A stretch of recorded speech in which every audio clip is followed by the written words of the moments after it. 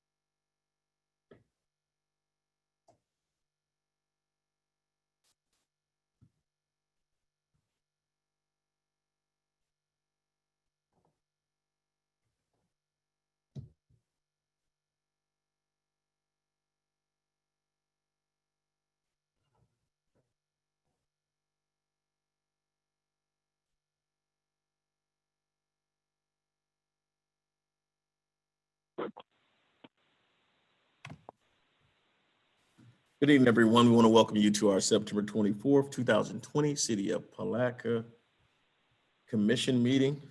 This meeting is being held virtually pursuant to the Governor's Order, Executive Order number 20-69, which has been extended on a few occasions. At this time, we're going to go ahead and have our Pledge of Allegiance and our invocation. Commissioner Borum, do you mind leading us in the pledge and the invocation at this time? Can we please have everybody stand, please, bow your head. Dear God, thank you for this day. Thank you for your grace and your mercy, and most of all, your unconditional love. We'd like to ask you to protect us and guide us in this meeting as we conduct the order of business for our city. We ask that you give us what we need in order to make it pleasing unto God. We ask these things in your Son, Jesus' name. Amen. All right. We pledge allegiance to the flag of the United States of America and to the republic for which it stands, one nation, under God, indivisible, with liberty and justice for all.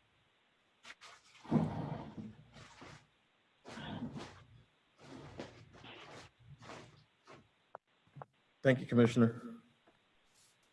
You're welcome. We'll now have our roll call. Commissioner Borum, Present.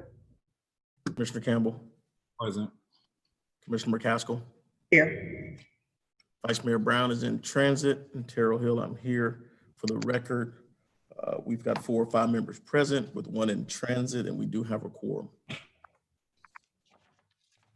Moving forward to our next item on our agenda, which is approval of the minutes from the September 10th meeting. Has everyone had an opportunity to review the minutes? Motion to approve. That Commissioner Campbell? Yes, sir. Motion to approve by Commissioner Campbell. Is there a second? I second that. Second by Borum, Commissioner second. Borum. Is there any further discussion? Question. All in favor, say aye. Aye. Opposed, motion carries unanimously.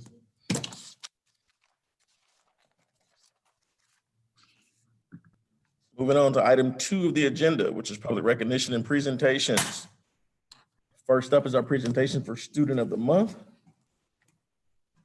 And this is Student of the Month for September 2020. And so, Commissioner Borum, you're with me today. You got any special words you want to give the kids? No, we just want to thank the kids for all the hard work that they're doing to earn this recognition, and we want to continue for those. I mean, we like to ask those students to continue to work hard, and the sky's the limit. That's all I Thank you, have. sir. Thank you. We'll do our virtual handshakes. And so, are we ready for the presentation for Student of the Month?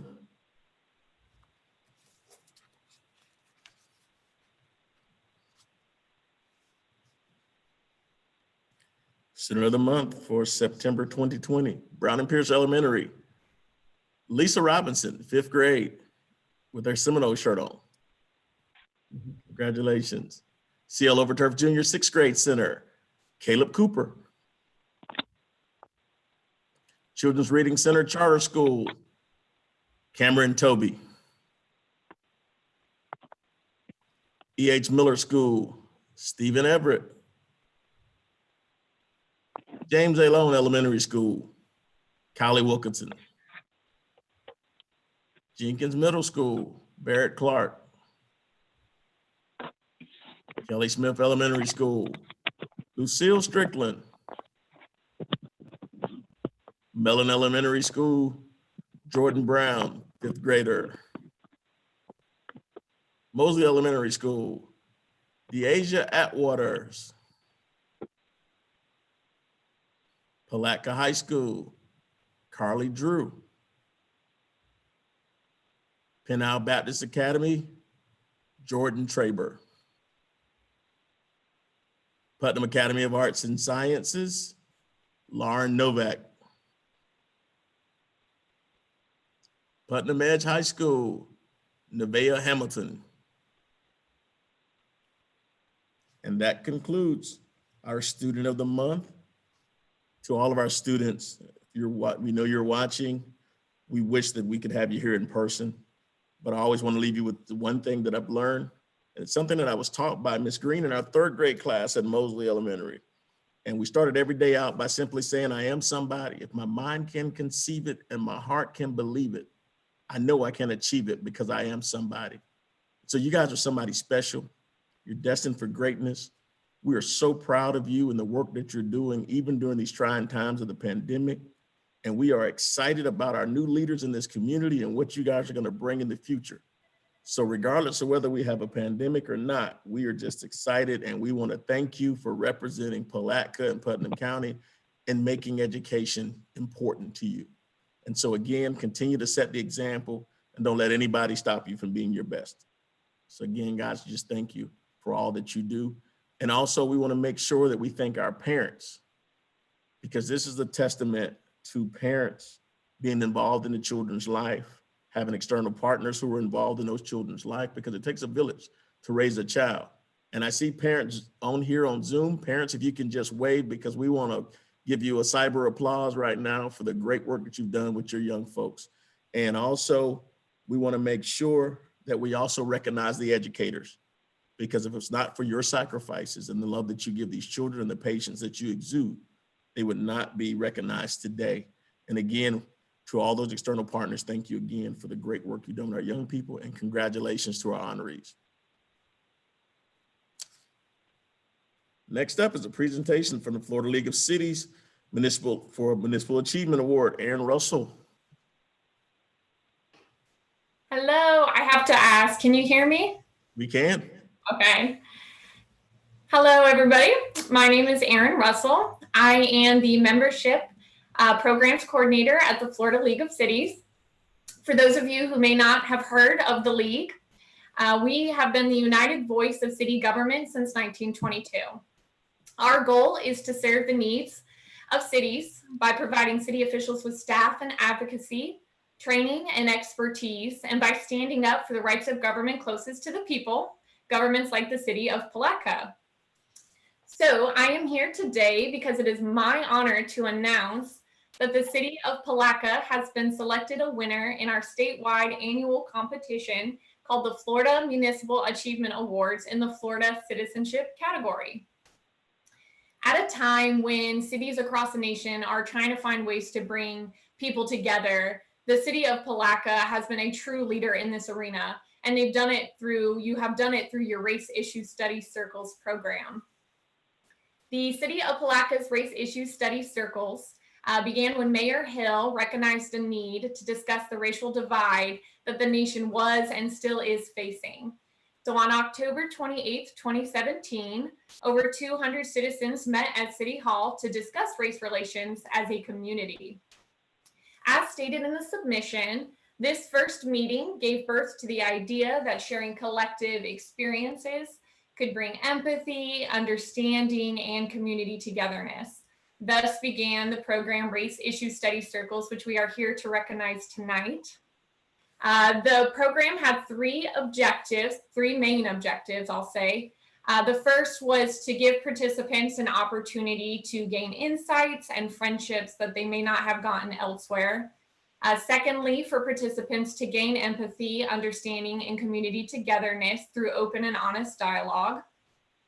And lastly, to inspire other community organizations to create life programs on the discussion of race relations. And the Race Issue Study Circles has grown to include over 2,300 participants since its inception. The Florida League of Cities has been recognizing outstanding citizens since 2009 with three prestigious awards annually. We have the City Spirit, the Environmental Stewardship, and then the award I am here to present you tonight, the Florida Citizenship Award. And this award is a testament to the leadership of the mayor and the commissioners, your city staff, and perhaps most importantly, the willingness of your residents to come together and to talk about difficult issues and to find ways to support and learn from one another. So the Florida Municipal Achievement Award is the highest award that we give to Florida cities. The city of Palatka's nomination was outstanding, and your efforts in engaging your citizens is unlike others. So in addition to the presentation tonight, Palatka has been featured on our website, in our social media, and you will be showcased in our statewide Quality Cities magazine. And this, if we were in person, this is the part where I would take the trophy and I would hand it to Mayor Hill or one of the commissioners. But the trophy is on the screen tonight. So I will pretend that I am presenting it to you and handing it to you. So to conclude, I just want to say on behalf of the Florida League of Cities, congratulations to the city of Palatka for the 2020 Florida Citizenship Award. Congratulations.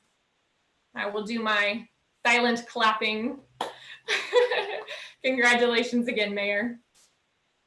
Thank you very much. And this award is just, I think it's a testament to the work that this commission has done overall in trying to keep our community moving forward by addressing historic harms in order to preserve the future.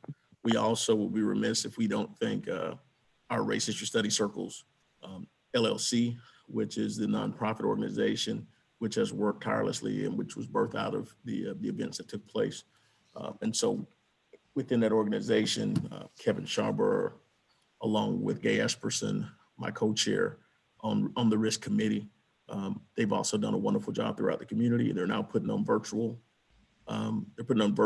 circles at this time. So if people are interested, you can go on Facebook to the Race Issue Study Circles Facebook page, and you can actually sign up for virtual circles or call City Hall at 329-0100.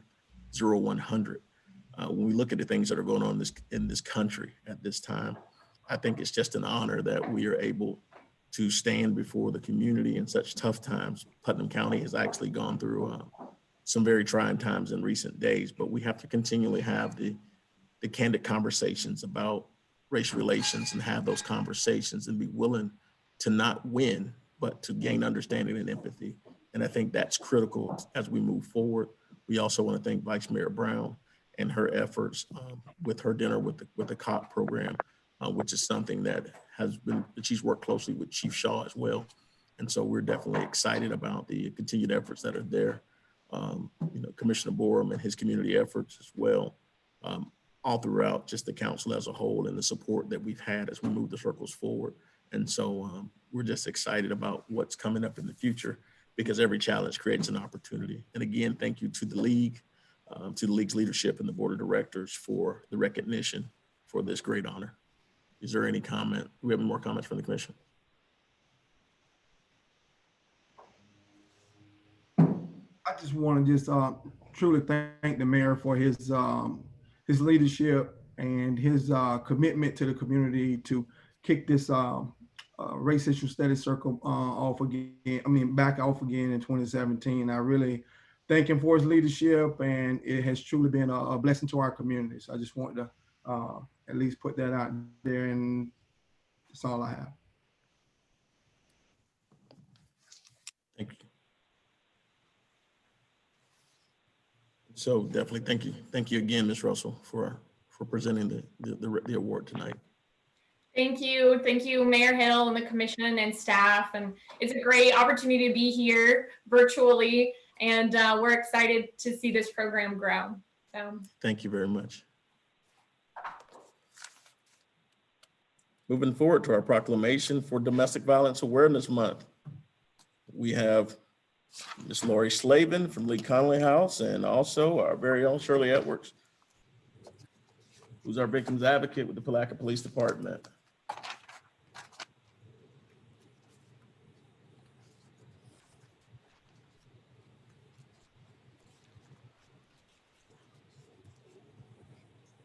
And the proclamation is on my screen.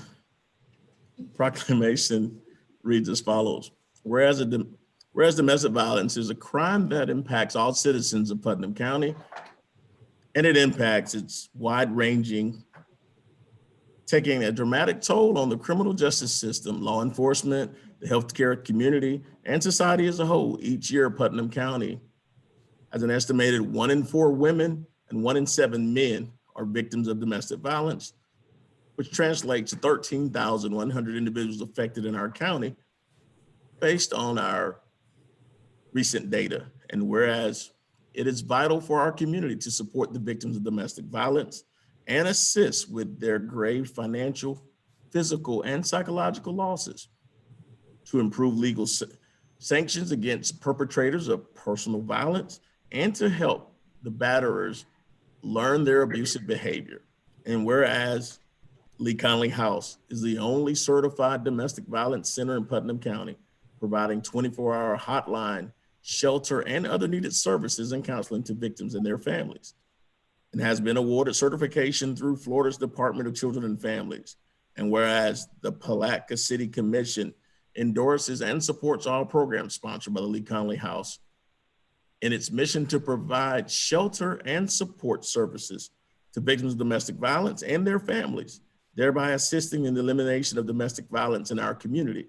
Now, therefore, I, Terrell Hill, Mayor of the City of Palatka, Florida, together with the members of the Palatka City Commission, do hereby proclaim the month of October 2020 is hereby designated as Domestic Violence Awareness Month in the City of Palatka. We urge all citizens to participate and plan socially distanced activities benefiting the Lee Conley House in its mission to provide shelter and support services to victims of domestic violence and their families, and support its goal of creating a community with zero tolerance of domestic violence, and witness whereof I've hereunto set my hand and caused to be affixed the seal of the City of Palatka, Florida, on this 24th day of September in the year of our Lord 2020. Terrell Hill, Mayor. I'll entertain a motion at this time. So move, Mayor. Second. There's a motion to second on the floor. Is there any unreadiness? All in favor say aye. Aye. Aye. Opposed, motion carries unanimously. Again, let's give a virtual round of applause for our Domestic Violence Awareness Month. Ms. Edwards, I'll let you go first. You have any comments for us? I truly just want, first of all, can you hear me? Yes, ma'am.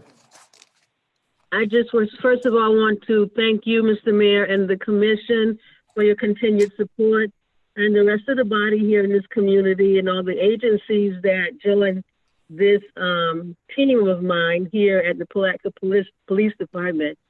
And also, last but not least, to my chief, Jason Shaw, thank you so much for your support continued here. Thank you. Ms. Slavin, do you have anything else?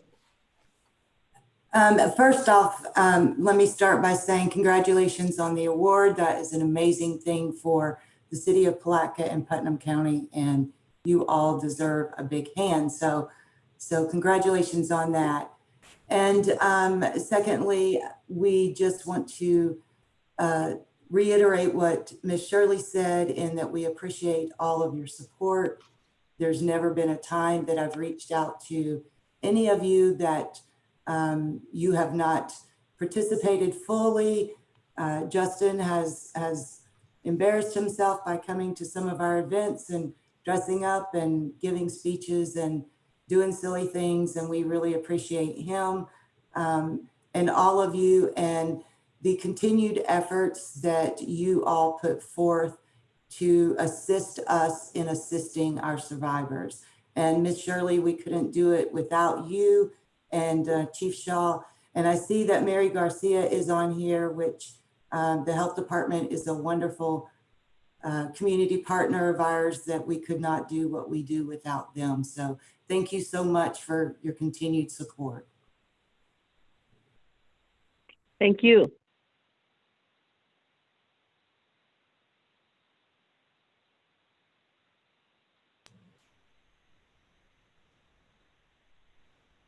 I'm just going to say thank you. You're so welcome. And this is an incredible effort that's involves the entire community. And this is not something that one can do by ourselves. And we appreciate the support of our violence intervention program. That's with all of your support as well.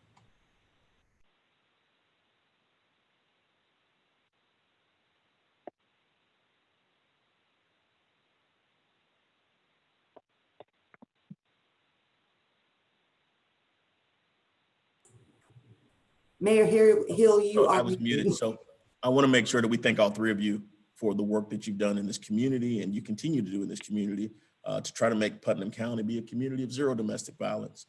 We're a community of zero tolerance, and every day we want to work closer and closer to the point that domestic violence becomes a thing of the past and that it no longer exists in our community. And that can only happen by having community partners donate. It can only happen by having continued education for batterers, as well as continued support for those who've been battered and been placed in those situations. And so we want to make sure that the city of Palatka continues to be a partner. We want to make sure that our citizens are educated on what needs are there for Lee Conley. And we just want to continue to say thank you again for all your efforts. Anything from the commission? Any comments?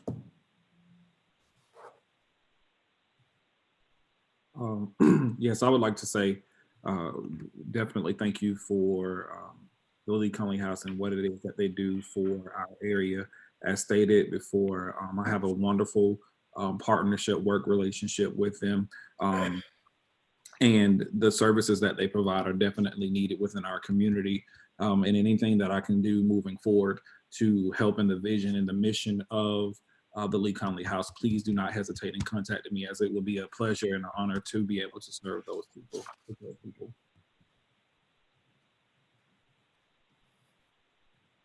I think it's certainly a blessing to have an agency like that to serve the needs of our individuals who need those services. Many times our community need to go, we have to go outside of the city of Palatka or the county of Putnam in order to get those type services. So we really thank you guys for being here, serving this community in this capacity.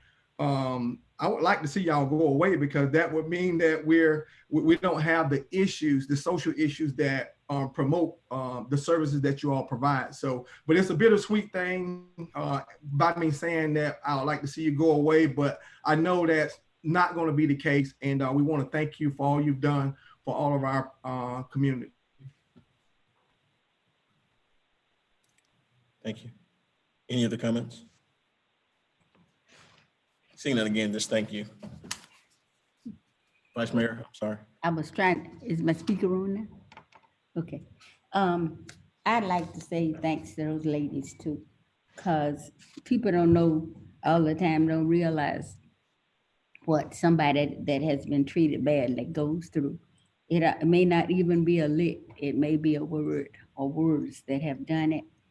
And Ms. Garcia, Mary is everywhere. She puts herself, I don't know, I think she thinks she's cloned and she's 3 or 4 people, but she does a good job for her. And I want her and the young lady that does domestic violence for us does a really good job. I want to thank all of them for going that extra mile, because all of them do.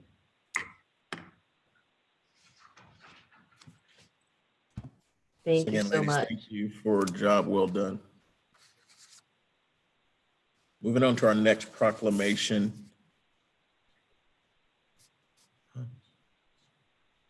Our next proclamation is for our Fire Prevention Week. And the proclamation joining me with this proclamation is Captain Brett Myers. Captain Myers, are you with me? Yes, sir.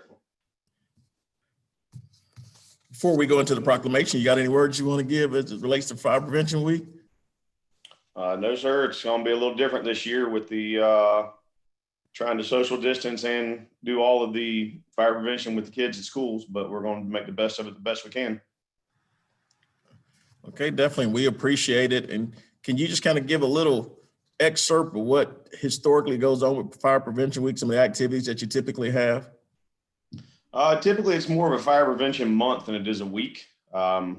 We visit a lot of local schools, elementary schools, daycares, as all the programs do most of their fire prevention stuff this week. We hand out coloring books, stickers, hats, and we try to really basically teach the kids some fire safety on how to get out their house properly, what number to call, what to do if they find matches and lighters, and show them the trucks. Of course, they all want to see the trucks and see the lights and sirens and all that good stuff. But this year, like I said, it's going to be, we already have some signed up.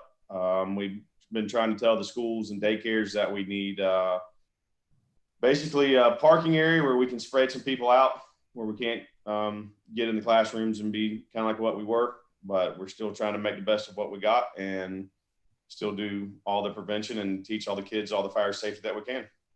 And I'm definitely encouraged, and I believe that you guys will do a wonderful job in making the adjustment and continue to teach our young folks and also the rest of our citizens fire safety and fire prevention as we continue on throughout the community. We just want to say thank you definitely to the fire department and to all our first responders for the work that you do in this community, and definitely your efforts that you make as you deal with our youth and giving them the advice and setting the tone as mentors and examples of what should be done by our great citizens. So again, thank you. Yes, sir. Thank you. And so our proclamation reads as follows: whereas fire is a serious public safety concern, both locally and nationally, and homes are the locations where people are at the greatest risk from fire. As 4 out of 5 fire deaths occur at home each year, U.S. fire departments responded to 363,000 home fires in 2018, in which 2,720 people were killed. And whereas new homes are built with lightweight materials that burn faster, and many of today's products and furnishings produce toxic smoke when burning, making it impossible to see and breathe. Residents should identify places like the kitchen in their homes where fires can start and eliminate as many and all hazards. Where properly installed and working smoke alarms in every sleeping room and outside sleeping areas cut the risk in half of dying in reported home fires. Residents who have planned and practiced a home fire escape plan that includes a drawn map of each level of the home showing all doors and windows at least twice each year with family members and visitors are more prepared and more likely to survive a home fire. And whereas Palatka's first responders are dedicated to reducing the occurrences of home fires and home fire injuries through prevention and protection education, Palatka's residents, including children, should be taught how to escape on their own, to take personal steps to increase their safety in homes, and once out, should stay out, never go back inside for people, pets, or possessions. And whereas the 2020 Fire Prevention Week theme, Cooking Safety, highlights this year's focus on cooking safety and preventing kitchen fires at home. Now, therefore, I, Terrell Hill, Mayor of the City of Palatka, Florida, together with the members of the Palatka City Commission, do hereby proclaim the week of October 4th through 10th as Fire Prevention Week throughout the city of Palatka. And I urge all citizens to be aware of their surroundings, look for available ways out in the event of a fire or other emergency, respond when smoke alarm sounds by exiting the building immediately, and to participate in the many public safety activities and efforts of the City of Palatka Fire Department during this week and throughout the year. And witness whereof I'm hearing to set my hand and cause to be affixed the seal of the City of Palatka, Florida, on this 24th day of September, the year of our Lord 2020. I'll entertain a motion. Motion to approve. There's a motion on the floor by Vice Mayor Brown. Is there a second? Second. There's a second by Commissioner Boer. All in favor, say aye. Aye. Opposed, motion carries unanimously. Let's give a round of applause for our fire department and Fire Prevention Week. Thank you again, Captain Myers. Yes, sir. Thank you. Next up, in keeping with the theme of the fire department, we've got our recognition of Chief J.R. Grimes, 16 years of dedicated service. Chief Grimes, are you with us? Yes, sir. I'm online with you. So for Can you those hear of you me? that don't know, Chief Grimes is going to, we'll call it, to the other agency in the county out on Krill Avenue. And we are just excited that Chief Grimes has an opportunity to advance his career, but we're also saddened by the fact that he won't be here while he's doing that advancing. But we want to make sure that we just continue to celebrate Chief Grimes and his 16 years of service. Chief Grimes, our big shindig could not take place because of COVID, but we're going to find a way to do something else special for you. But for tonight, we want to make sure that we read the plaque that was presented to you on your last day, during your last day. And it says, in appreciation to Chief J.R. Grimes, Palatka Fire Chief, thank you for 16 years of dedicated service to the citizens of Palatka, Florida, September 16th, 2004 to September 16th, 2020. And if you know Chief Grimes and his dedication to this community, Chief was volunteering to stay throughout the weekend and extend his work hour if he needed to, just to help out for a few more days. But we're just glad to have had you for those 16 years. We know you're only going down the road, so you won't be far. And Chief, we just want to celebrate you at this time, just as we did last week, and thank you for the wonderful job that you did in leading our fire department.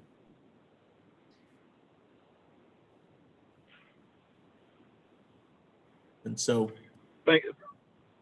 so to our commissioners, Commission, do you have any other comments for Chief? I would like to say thank you for your dedication to the city as well. Thank you for the times that you have taught me so much with regards to fire and its safety and the operation of the fire department, and being able to work alongside you in some of the times where the citizens of Palatka needed us the most, hurricanes and stuff like that. It was definitely an honor. I look forward to continuing to work with you just at a different level. Congratulations once again. Thank you for being who you are to this city and to this county. Thank you, sir.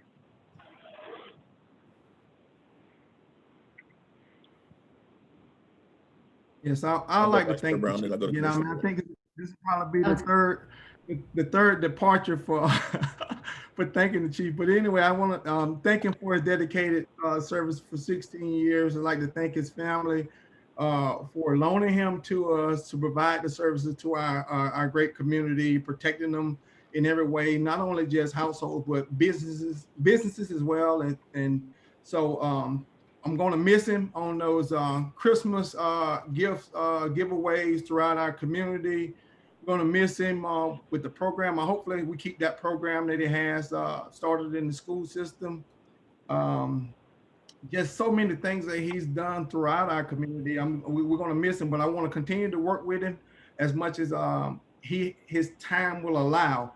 So again, if you need anything from me, Chief, from whatever to whatever, from A to Z, just reach out and I'll do whatever I can to assist. Thank you for all you've done for us, continue to do. Thank you, sir.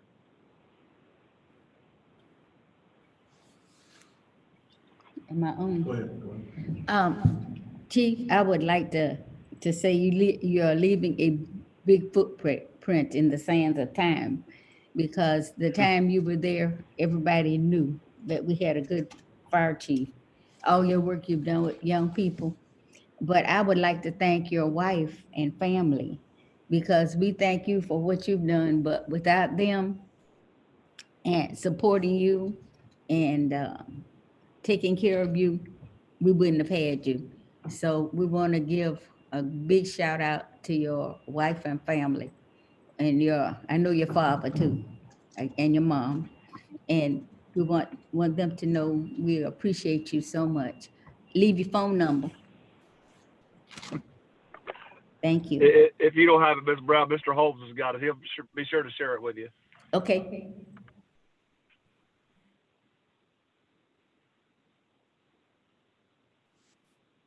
Mr. Mayor, did I speak? Yes, sir.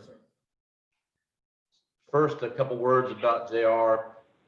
I'm now preaching to the choir when I talk to the commission, but for those of you who may not know, JR has been more than just a fireman or a fire chief to the city of Palatka. He, I think, epitomizes what a true public servant is. If you've ever had occasion to call upon JR in whatever context it might be with regard to anything within his area of expertise, of course, he thinks almost everything is within his area of expertise. You'll find that he's giving. He's always willing to help. Never a conditional help, but always he's full in. And that speaks not to just the fire related issues or rescue related issues, but as you know, with the COVID pandemic and the need for us to look at other aspects of public safety and pandemic control and infection control, Chief Grimes was always there whenever anyone needed it. And I think that was true when the county might have some need for advice as well. We're certainly sorry to leave him, but I'm excited about one aspect of his leaving, and that is he's staying in the community, which I think is very important for the community. And he also is going to open up some opportunities for us to have some, I believe, some cooperation and partnerships with the county that I don't think the city's ever had before. JR and I have had some conversations, and of course I understand it's going to take some buy-in from you and from the county commission, but I think there are some things that are possible in terms of some cooperative efforts that would be good for the citizens of Putnam County. And that won't be that radical or drastic. I'm not talking about consolidation or anything like that. I'm not there, but I'm just talking about some cooperation that makes sense from a lot of different viewpoints. So with that in mind, JR, you know I appreciate everything that you've done for us, and that I think you'll continue to do for the citizens, and we're excited to see where you go from here. Thank you so much, Mr. Holmes. And Mr. Mayor, if I could for 1 second, as the commission knows, we are in the midst of a search for a new long-term replacement for the chief.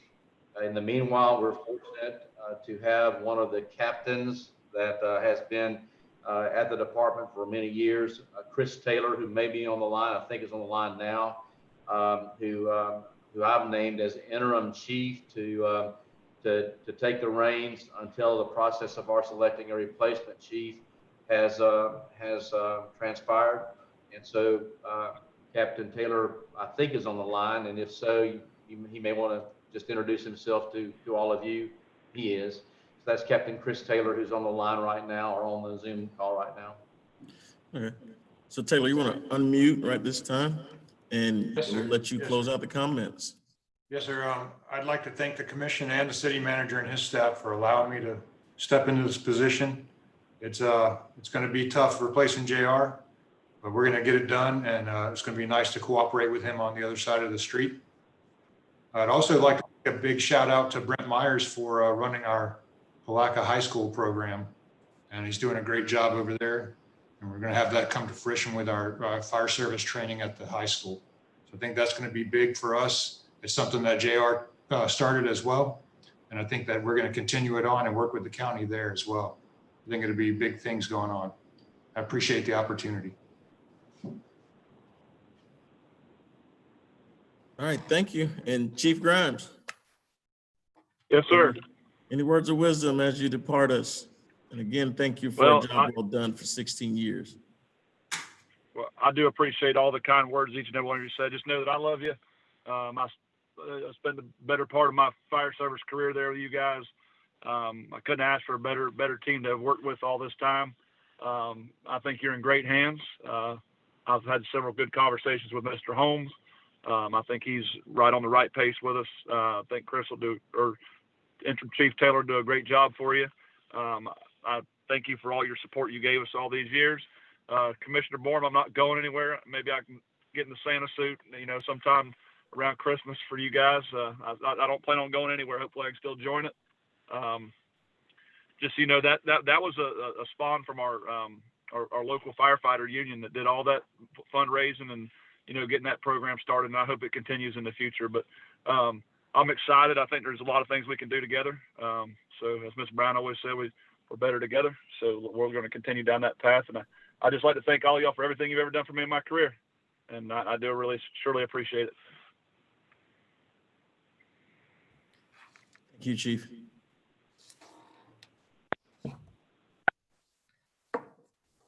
Moving on in our agenda, we have listed a water treatment plant update, but I think we have a special guest here with us today, Mr. Fred Handy. And Mr. Handy, we'll turn it over to you in lieu of our update. Thank you very much, Mr. Mayor and commissioners and everyone else in the meeting. My name is Fred Handy, and I'm a drinking water circuit rider with the Florida Rural Water Association. Some of you may be familiar with our organization, but for those who aren't, we are dedicated to assisting cities with their drinking water systems, wastewater systems. We train operators, we train administrators. We work closely with the Department of Environmental Protection and the US EPA and the Department of Agriculture and many other government organizations to complete our mission for helping cities provide clean, safe, healthy drinking water to their customers. We have an annual conference every year in August that we hold at Daytona Beach, where we train operators and administrators, and we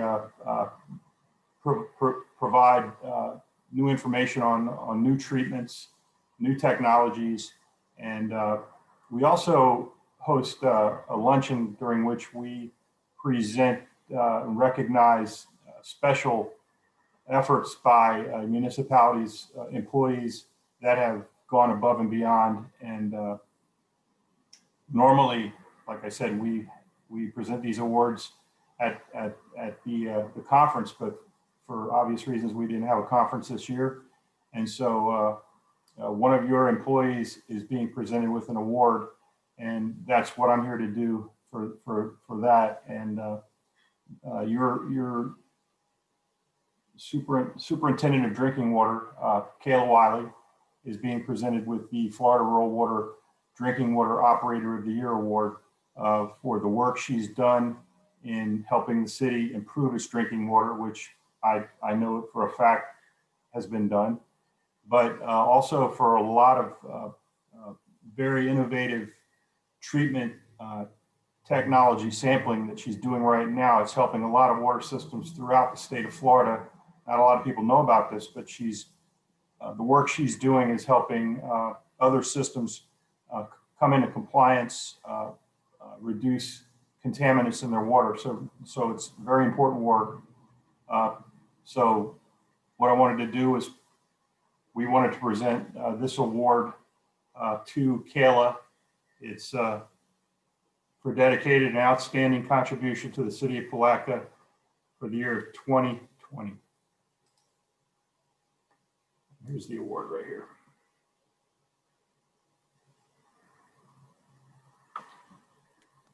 Make sure we give her a round of applause. Come on, Kayla needs to come into the picture here and get officially presented to her. Thank you. Yeah, go sit down. All right. Thank So- you. So Kayla, you want to tell them what your original speech was about? Can I say no to that? Because it wasn't nearly as exciting as this.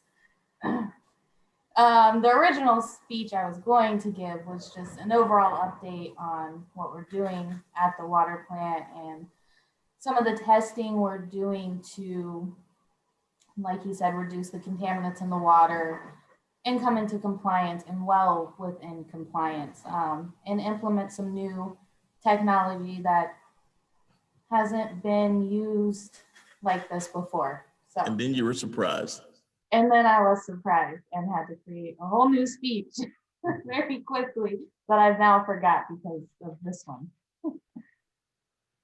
So congratulations, the floor is yours. Anything you want to say? Thank you for the opportunity and the award. It was left me speechless. I don't know. I'm speechless. So just thank you for the opportunity and the opportunity from the city to do the work I'm doing and hopefully make a difference for not just us, the city of Palatka, but a lot of other systems as well.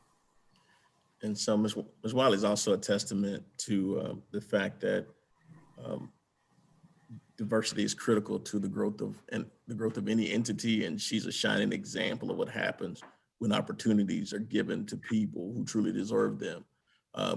Just for the record, tell them how young you were at the point that you became superintendent. If I remember correctly, I was 22. And how many females had ever served in that capacity before you? None that I'm aware of. Exactly. She's a trendsetter and she's a history maker. And we salute you for your efforts and for now being recognized statewide for your work. Thank you. And again, just congratulations. Give her another round of applause. Thank you. Thank you. Well deserved. Any comments from Mr. Griffith or Mr. Holmes?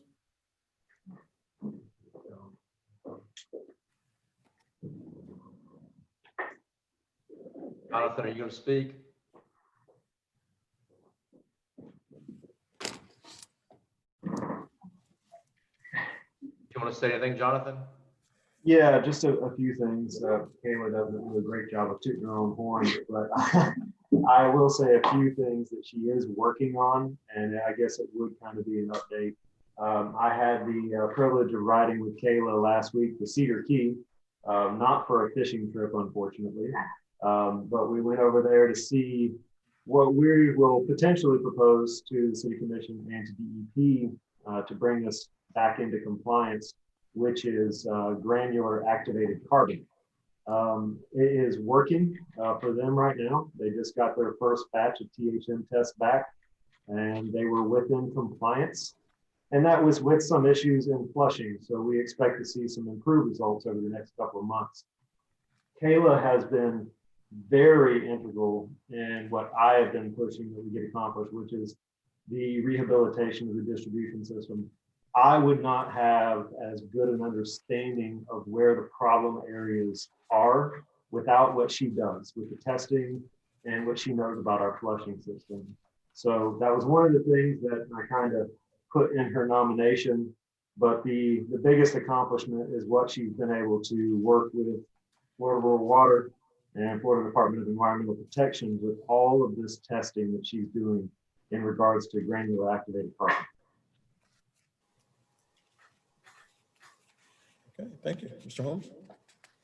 I just want to say that it's rewarding and certainly satisfying to see people in our little organization here in Palatka receive statewide recognition for achievements that are above and beyond. It's kind of just reminds us that you don't have to be a big city or a big entity or a county to have talented and extremely competent individuals working for you. And we're just privileged to have some, and Kayla is certainly an example of that. And maybe, you know, just standing above most others in her field. So I thank her and thank Jonathan for nominating her. And I wish that I could take credit for being the one who hired her. I can't, but whoever that was that showed great foresight. And so I just want to add my thanks to those that have been expressed by everybody else. Thank you. Commissioner Moore.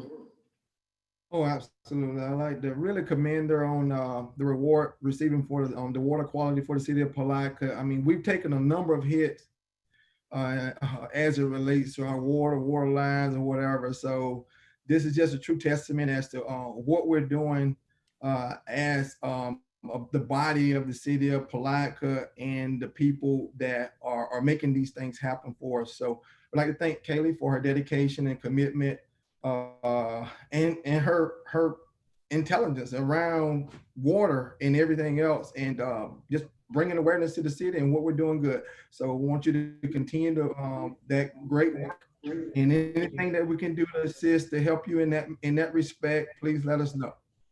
Vice Mayor Brown, I see you unmuted, so I know you got something. Yes, because there's another female.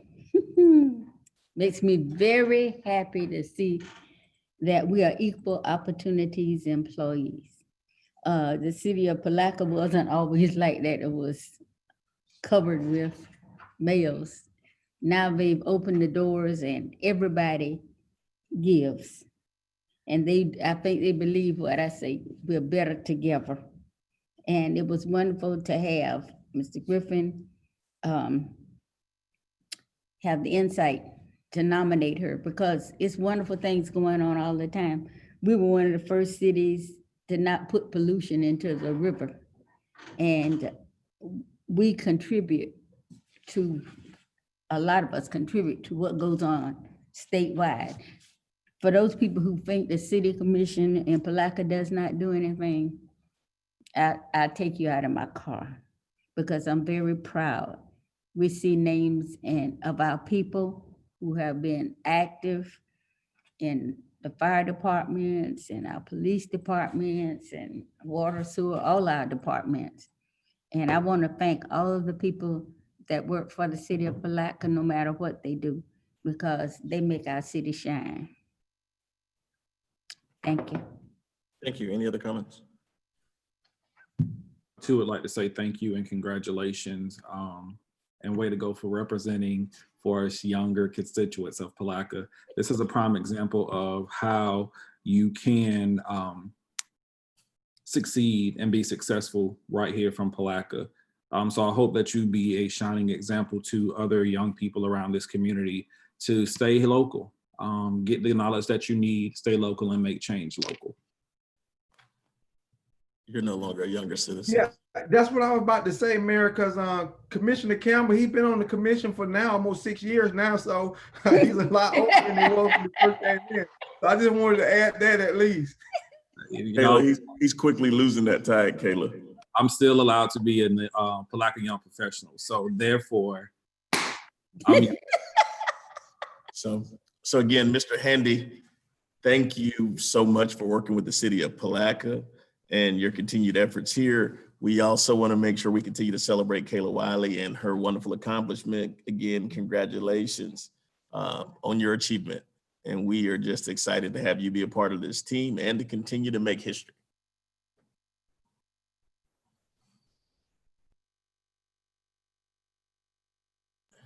Next up is public comment.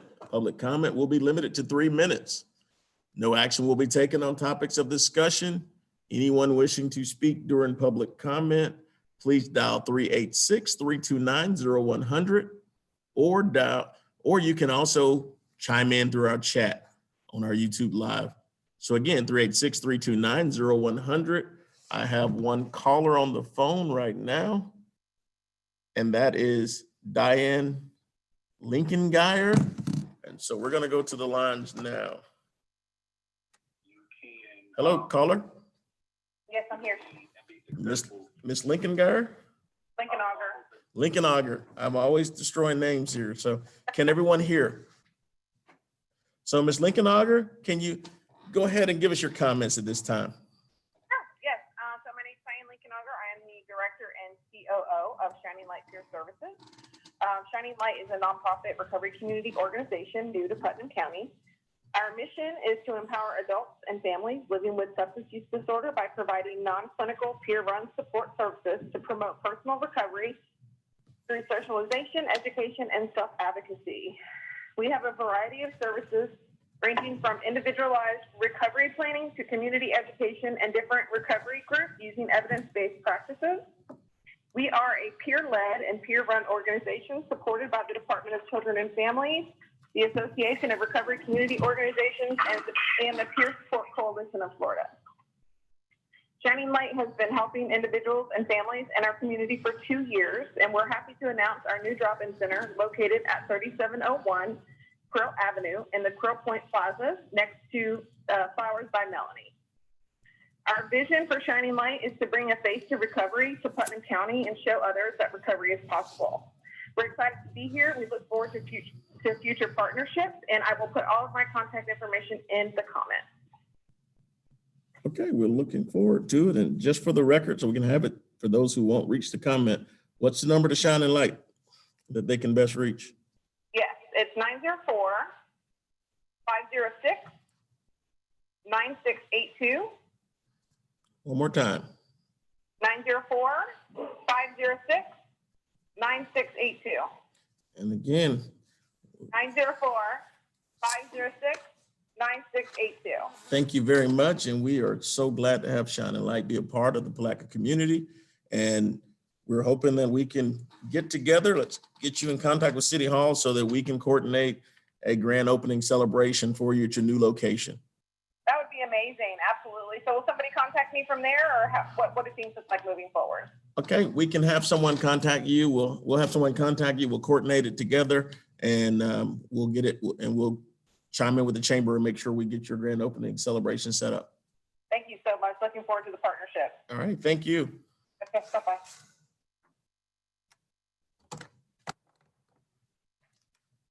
Is there anyone else for public comment? Do we have anything in the chat? Not at this time, Mayor. Nothing in the chat. And I have nothing on the phones. So at this time, we're going to close public comment. We're moving to item 3 of the agenda, which are our consent agenda. We've got 3 items on the consent agenda. A resolution 2020 R88 authorizing execution of a memorandum of understanding between the city of Palatka and the Small Business Development Center.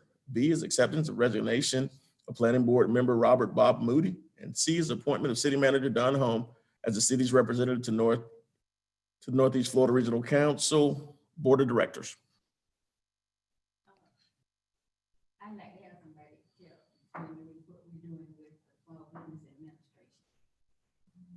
Is that a request to pull item A? Well, that's what it takes. Well, it's gonna. If it doesn't, just a few words. So there's a request by Vice Mayor Brown to pull item A. And so are there any other items on the consent agenda that you wish to have removed?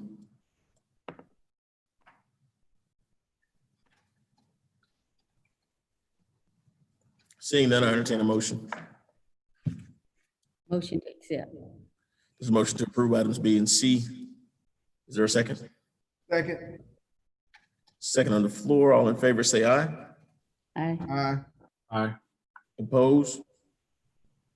Motion carries unanimously. Moving on to item A, resolution 2020 R88, authorizing execution of a memorandum of understanding between the city of Palatka and the Small Business Development Center. And I think Vice Mayor's question was just to kind of give an idea as to what was going on with SBDC. And I don't know if, do we have Ms. Lynch on the phone? Yes, we do. And we also have Ms. Donaldson. Before they go into what they're doing, I would like to say that SBDC has been a very integral part of what's going on in the city. They've done an excellent job. We have been able to really, I think, once we were able to have conversation and talk about expectations, they've exceeded that. They worked closely with businesses during the pandemic recently.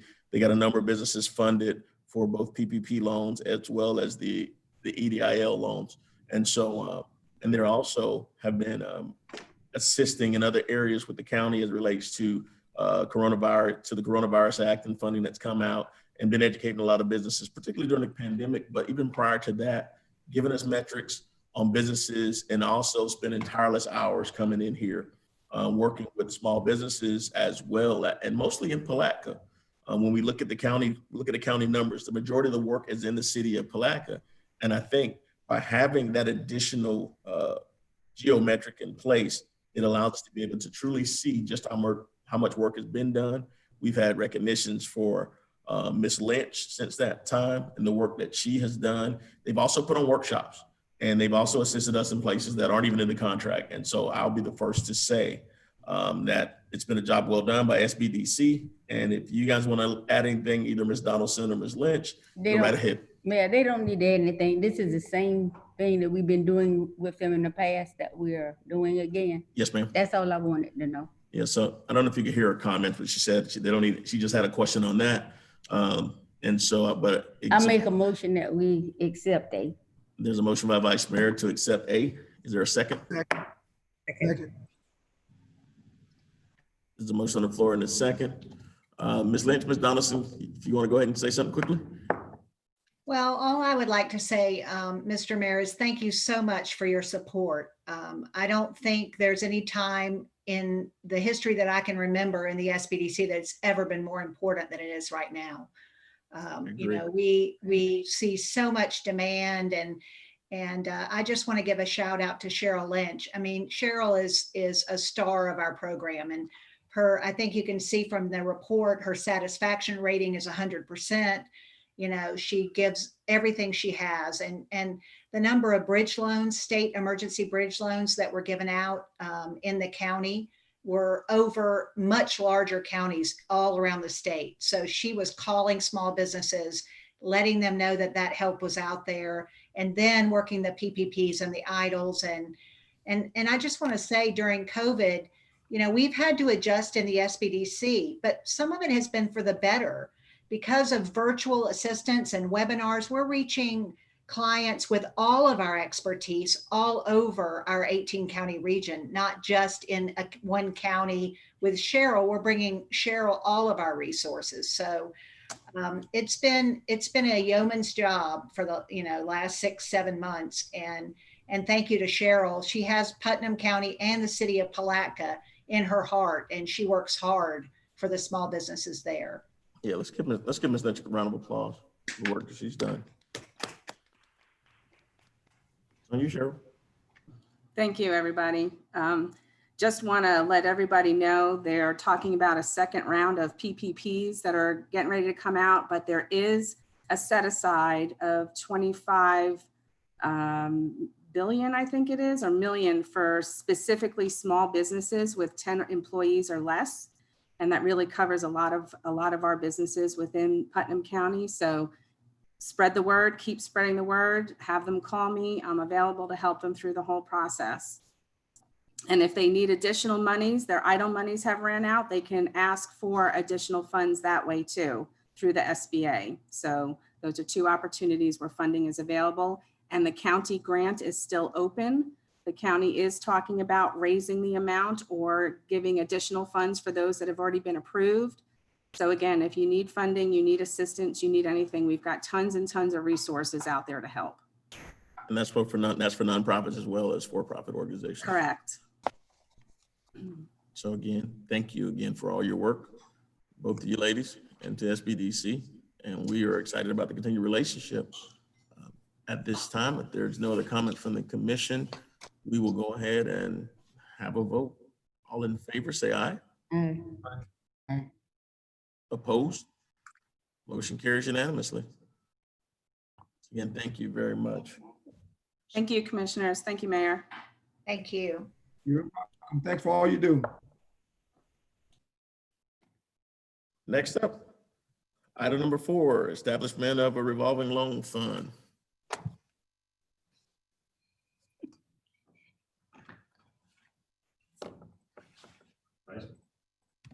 Vice Mayor? I asked to bring this back up. You know, my time is short and I would love to see this done. If you watch the news, you find that almost everybody now is trying to push to reestablish or get businesses going, economic development. We've been trying to do it for a long time. And I'm told, and I guess the mayor can bring us up to date if he has anything else, that they're looking for doing the business incubator, doing what they need to do to show that we do need one. The revolving loan fund is one that I don't think we'll have a hard time starting because we've had a grant given at one time.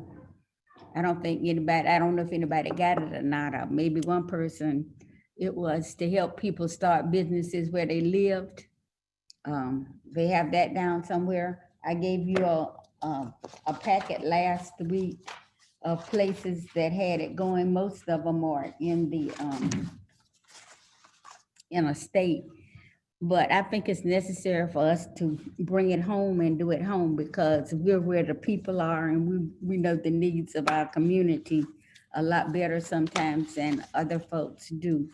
If we can get it done the way I think that we can secure funds, as we have all these businesses in town and they have foundations. I've already approached a couple of people and some of them with the cars, Ford Foundation, Chrysler Foundation. We ought to be able to talk to all these people who do computers, Comcast. The banks are supposed to invest in our community. They tell us that they are doing it, but they could do it on a much larger scale. I think that we need to get maybe a committee together. I call it a think tank to kind of get it started, but I would like to see it be like our CRA, that the city commission has a big part in it and okays the monies that go out to help folks. I have not got any, we can't talk to each other, so I haven't gotten any feedback from any of the commissioners and the mayor. But I would like to have some from them because I'll be gone in a few months and it'll be left up to them to carry this ball. So, Mayor.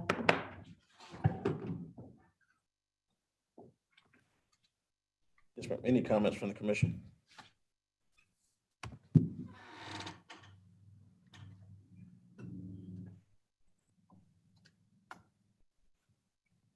Any comments from the commission? Nobody think it's necessary for us to do. Vice Mayor, Commissioner Board was trying to say something. Okay, good. We can't hear you, Commissioner. I think we were all in support of that effort in terms of getting that started. I think what we need to do is just, I think there's already a $93,000 grant that we were a funding that we received in order to start to initiate that process. So I think the ball is being rolled and we just got to continue that effort, I think. So if I'm wrong, please help me. Okay, the revolving loan fund is separate from the that grant that we got. That was for the business incubator that I've been talking about for years. Okay. But it will connect somewhere down the line. What this does, if most of you, some of you, you wanna have a small business, you know what it takes to get it started. I'm not talking about great big loans to start for folks, but they had a mini loan in Europe and they gave it to women and they put 3 of them together. And they reminded each other of all the paperwork they had to turn in when they needed to pay bills, when they do all kinds of stuff. A loan of $5,000 to $10,000 to help a young person or an older person or to aid with a business, help them get the lights on or water. They're moving into a building, pay rent for 2 or 3 months. Some of these things they can help do to establish business. We need to have, I call it a think tank, somebody sit down and look at it. Some of them probably would, before we get the business incubator started, some of them would probably need to have some classes and assistance.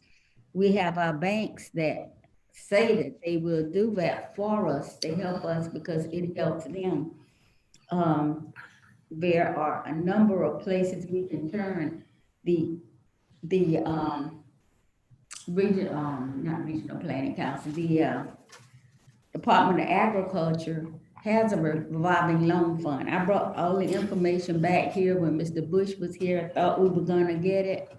They let money to cities and they had to pay the money back plus 1%. And then they could add a little to or some to it. And those people were able to get loans that they could achieve and start or upgrade their business. It's very important because I know with minorities and women especially, it seems it's hard for a bank to say that they'll loan you money. And if we have a source, that source can be built on. And I just want to see us do it. And we probably will wind up eventually, if it gets good enough, having if somebody come in and handle it or be a director for it so that we can get it started. If we could appoint a committee to help look into it. I told you, I talked to Mr. Sloan and he's talked to his right-hand guy.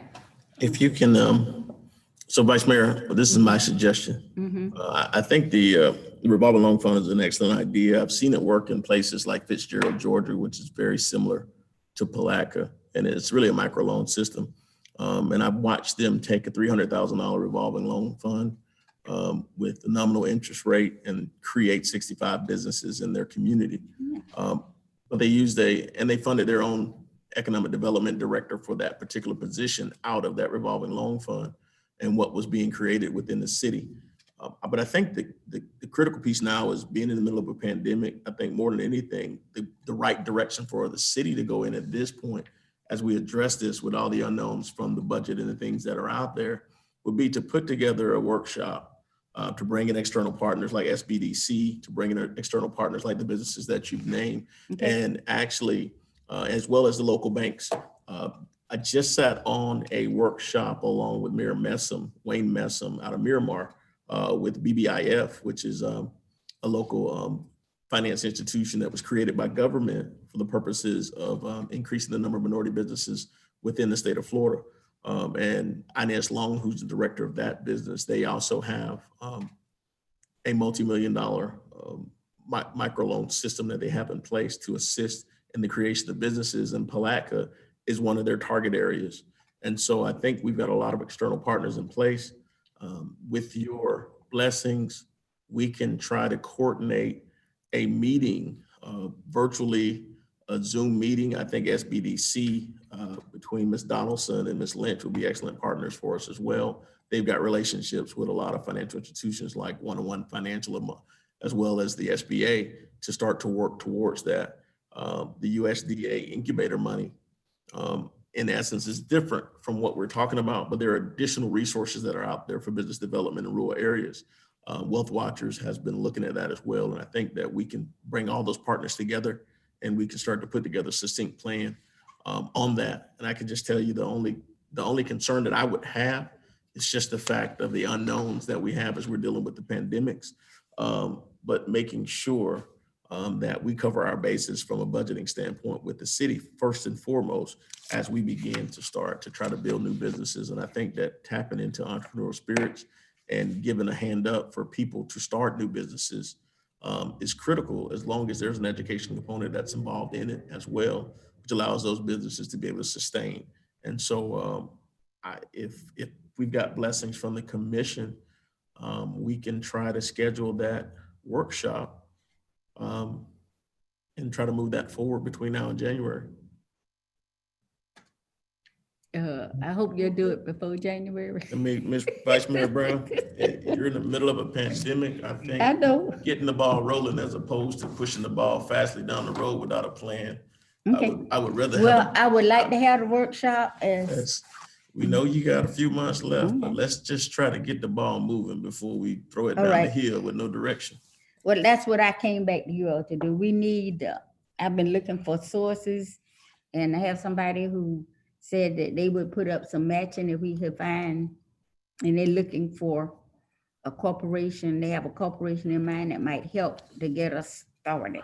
But But we do need the workshop so that we could talk about it. and unless you're gonna move out of Palatka, you can still spearhead this effort even in retirement. Well, I just would like to see I guess it's in my blood. My grandparents came here because they thought it was a good place to start their businesses. And I had a grandfather, if he'd have lived, I probably wouldn't have had to work anymore, but he had the funeral home, a cemetery, grandmama had a hospital.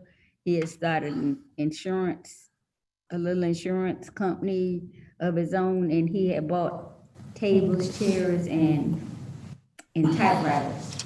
And was getting ready to start a business school when he passed away. And our family has always wanted to help people. They help send people to school and do a lot of things. And it's in my blood, and I want to see it before I leave this earth. I'll say it that way, not the commission, that we have something set up that anybody who really has a good mind and good spirit and fire in the belly gets a chance to start a business if they can do it. We see it, and we've got organizations like you had the downtown organization that came together in conjunction with the Studer Group to do the $25,000 business challenge, which was kind of along the same lines. There's a concept in place, there's an application in place, and so you've got some frameworks there. We just have to get all the partners together to make it happen. But just remember that we are in the middle of a pandemic, and once we figure out what the numbers are on what happens with the impacts of our budget from all the things that have gone on during the pandemic, it gives a lot more certainty as to how we can move certain things forward just for the coming months. Doesn't mean that it won't happen, but we just got to make sure that we also do it with a mind that there are a bunch of unknown variables as it relates to how funding is in our city. And so we will definitely, seems like by consensus, Mr. Holmes, we can start to coordinate that. I've got a list of external partners, including those that she mentioned, that we can put that in place. And so I definitely think it's a priority and we can make that happen. And ask the rest of the commissioners if they have somebody who, or the tech people, we need to get in touch with all those tech companies. They have big money, and if sometimes Palatka didn't get a lot of stuff before the 80s because they never asked for it. And when they woke up and started asking, CDBG money came in and they rehabbed a bunch of houses and did a whole lot of things. And we found out what it was if you don't ask, you don't get.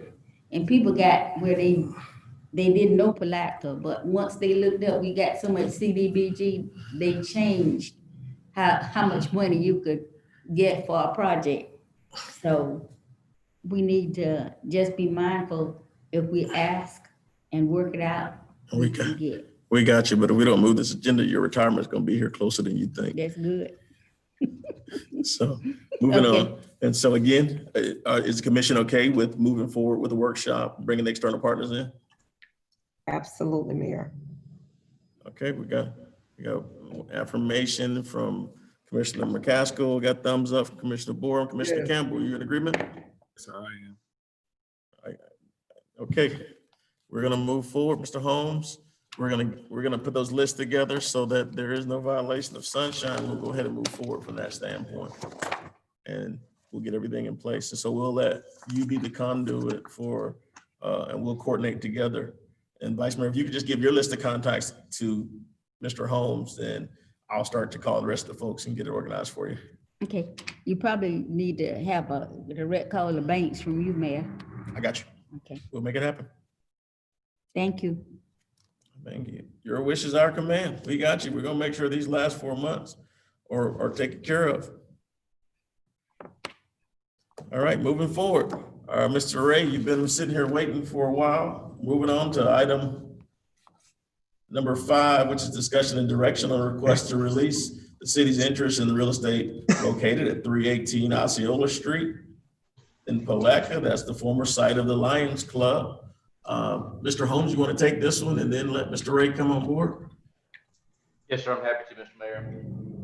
Mr. Mayor, to I guess cut to the chase on this. In 1966, the city of Palatka deeded a parcel of property to the Lions Club with a reverter clause in the deed. The reverter clause essentially states that if the property ever ceases to be used for a Lions Club or for Lions Club purposes, then it would revert back to the city of Palatka, with the understanding that the Lions Club would have the ability to remove any improvements or appurtenances placed on the premises. It's come to my attention that the Lions Club actually deeded the property at issue to Life Church, which is an organization with which Mr. Ray is affiliated. But there was an acknowledgement that the city of Palatka had some interest in the property. We defined that interest by having a little title work done and uncovering the 1966 deed. So I think there is someone on the meeting from the Lions Club, and of course, Mr. Ray is present also. As the memo that I directed to the commissioners indicates, the city basically has a couple of different options. The city could release its interest in the real estate, the interest which it retained by virtue of the reverter clause that I just referenced. That release can be easily accomplished by way of a quitclaim deed to Life's Church. That would then vest Life's Church with the interest of the Lions Club and then the interest of the city. So unless there's some other encumbrance out there, they would then have title to the property. Or the city could insist on or enforce or attempt to enforce the reverter clause and take title to the property back. If that occurred, the Lions Club would retain the right to remove the building that's on it. Quite frankly, in speaking with the Lions Club representative, they probably wouldn't do that. Or I guess there's some other options in between. So since this does involve a conveyance of a real estate interest, was my opinion that it was a elected official, and for that reason, we put the matter on the agenda, and I think I invited a representative of the Lions Club to be available, and I believe I saw her on the link earlier, and I think Mr. Ray and Melissa Ray from Life's Church are also available. Ms. Hollins and Ms. Ray. So, Mr. Ray. Yes, sir. Who wants to go first? Sue? I'll let Ms. Hollins go first, and then we'll come back to you. I believe I unmuted my mic, so I hope you can hear me. There's first off a misunderstanding that we have not dissolved our club. We are still using the club, and Life Church has not come in to use the club yet. So I just want to clarify that. We are not dissolving our club as of yet. We still have 7 members. It's just that the membership is not growing. And so we have no use for the building, being it's not growing and it's at a standstill and COVID. And when we do continue meetings, the Life Church agreed to let us use the building when we do need it. So I just want to put that out there. She's good, ain't she? Thank you. Yes, look at her. All right. She knows what she did. Jeremy Ray, it's on you. Yes, sir. I just want to thank all of you, for your consideration and continuing this community project that we've begun 8 years ago, that God has really blessed. Lives are being changed, and that's what we want to continue doing. With this building, we could do a lot of things for Palatka, and that's where we're at. If you have any questions, feel free to ask, but we're just about, we're getting ready to go in the jail right now. And we're just about changing lives, and it's working. People are seeing that it's working. There's no doubt about it. And we just want to keep that momentum going. So for a lot of folks who don't understand what goes on with your ministry and also with the work that you do throughout this community, I can tell you that I am a fan of the work that you're doing in this community, and it's truly a blessing to have you here. But can you just kind of give an excerpt of some of the things that you have done and what your vision is for the building? Well, my wife and I started Celebrate Recovery 8 years ago, And this is for not just drug addiction. This is for any, we call it hurt, habit, or hangout. We have people coming in with PTSD, depression, overeating, gambling. I mean, you name it, people are coming in. We have anywhere from 150 to 250 every Monday night. We partner with the Putnam County Sheriff Department. We go in the jail on Thursday night. We're partnering with SMA Healthcare. And what we're really wanting to continue Celebrate Recovery Ministry. And we're working on this Putnam County Recovery Development Organization, where it's opening up, they call it multiple pathways to recovery. So it's not just, faith-based, but it's many different pathways, because we want to be able to minister to any and all needs of the community. And I understand that a lot of people are not going to go after the same God that I go after, but we want to see them healed and their life change. So transformation is what it's about. With the transitional house beginning, it's just, we just want to keep moving forward. Maybe a resource center for Palatka. That's one of the things we were thinking about. Just having a clubhouse for meetings throughout the day, where people can come in, have a safe place to hang out, just be there for the community. So again, we definitely applaud your efforts. We've noticed the growth in the ministry, the growth in your efforts as it relates to combating drug addiction, along with other addictions throughout this community. And we applaud you for that. And we also applaud the Lions Club and the decades of work that the Lions Club has done in this community, and the number of people that have been touched by the organization. And we'd love for the Lions Club to come back in and really give a presentation so that we can maybe inspire some folks to join the organization as well. And so again, that's just my comments. Are there any other comments from the commission? I know Commissioner Borum is very familiar with what goes on as well.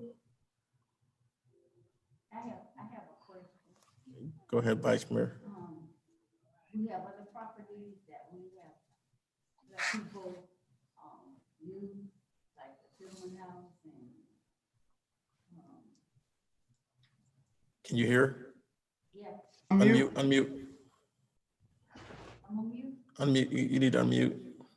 Was, okay.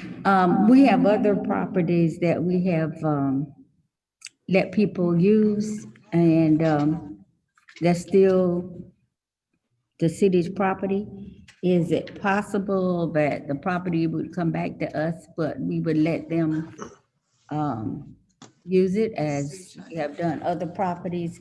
Because if we give it to them, does it set a precedent for us with other properties that we have let folks use? Because we got the library, we got a bunch of buildings of ours that are put to good use. I'm for working on drug addiction and mental health things and all the good things that they do. I have a question. I don't think we've had anything, if I'm right,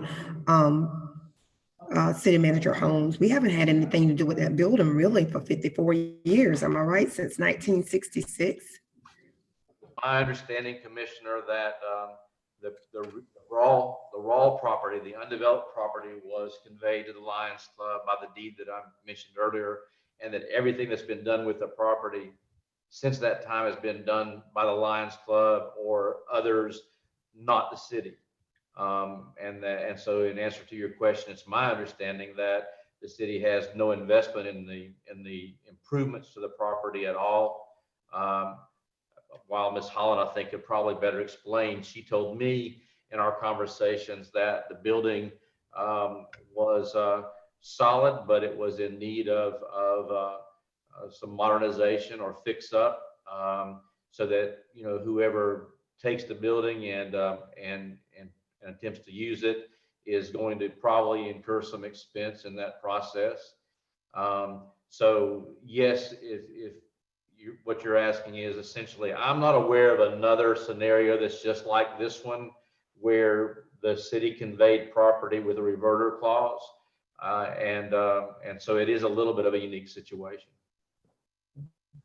So we only have two options here, right? With the city just releasing the property or implementing the reverter clause. And I don't see where the city would be able to benefit from enforcing the reverter clause.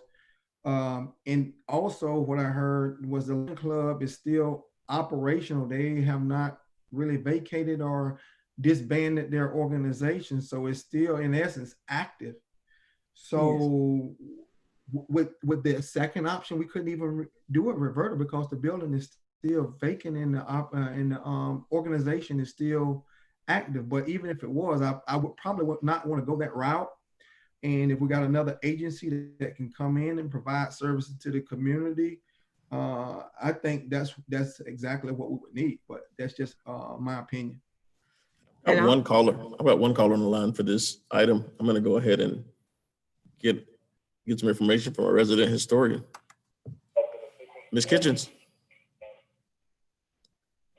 Ms. Kitchens? Yes. Want to give us some information? State your name and address for the record. Yes, Allegra Kitchens, 1027 South 12th Street, Palatka, Florida.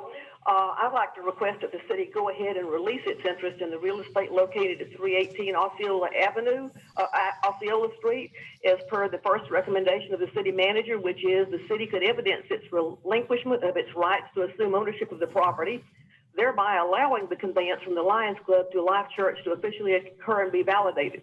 I think this is a very worthwhile organization, and we need more church-type organizations and recovery organizations in Palatka.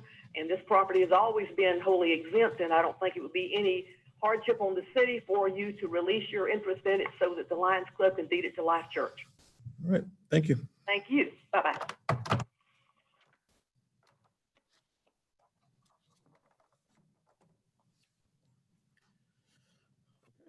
Any other comments from the commission at this time?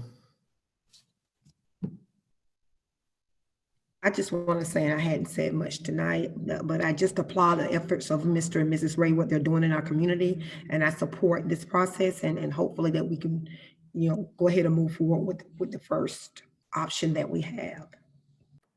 I also would like to say, not to reiterate what everyone else has said, I'm in total agreement with what Commissioner McCaskill, Commissioner Borum, as well as Mr. Mayor Hill.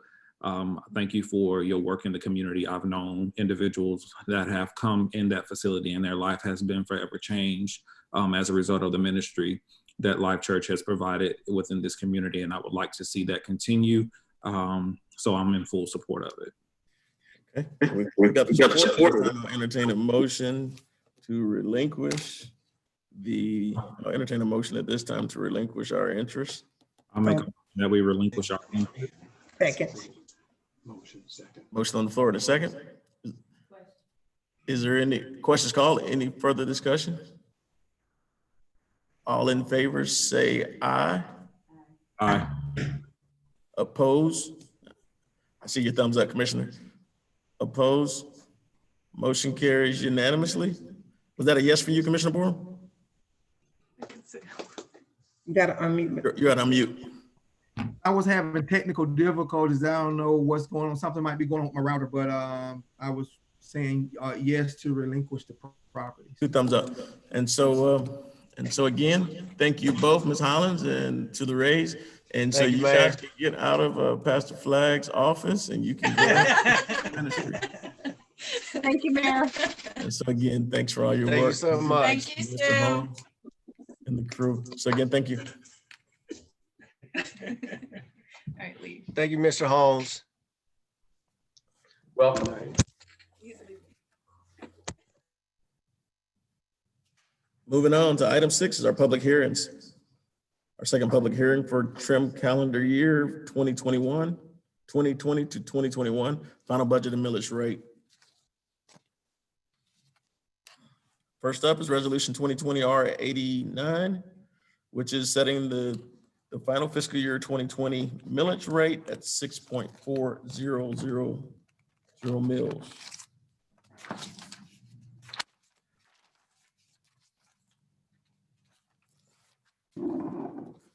All resolution of the City Commission of the City of Palatka, Putnam County, Florida, adopting the final operating millage rate for the purpose of levying of ad valorem taxes for the City of Palatka, Putnam County for fiscal year 2020 to 2021. Prior to the adoption of the resolution, which is to set the property tax millage rate, chapter 200.065, paren 4, paren D, Florida statutes requires the following statement to be publicly announced. The taxing authority levying this property tax is the City Commission of the City of Palatka. The rollback rate is 5.4818 mils per $1,000 of assessed value. The percentage increase is 16.75% higher than the rollback millage rate. The operating millage rate is to be levied is 6.4000 mils per $1,000 of assessed value.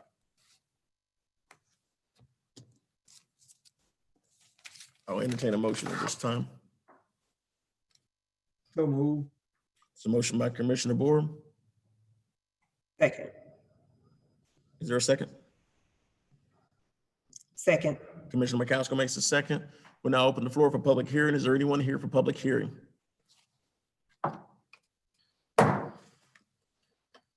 If you're here for public hearing, please dial 329-0100 or enter your comments in the chat. 386-329-0100 or enter your comments in the chat on our YouTube live feature. Seeing no one, we'll close public hearing. Is there any further discussion from the commission?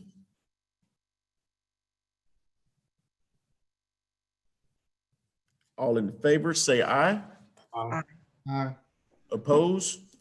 Motion carries unanimously. Moving on to resolution 2020 R90, adopting the final fiscal year 2020 through 2021 budget for adoption.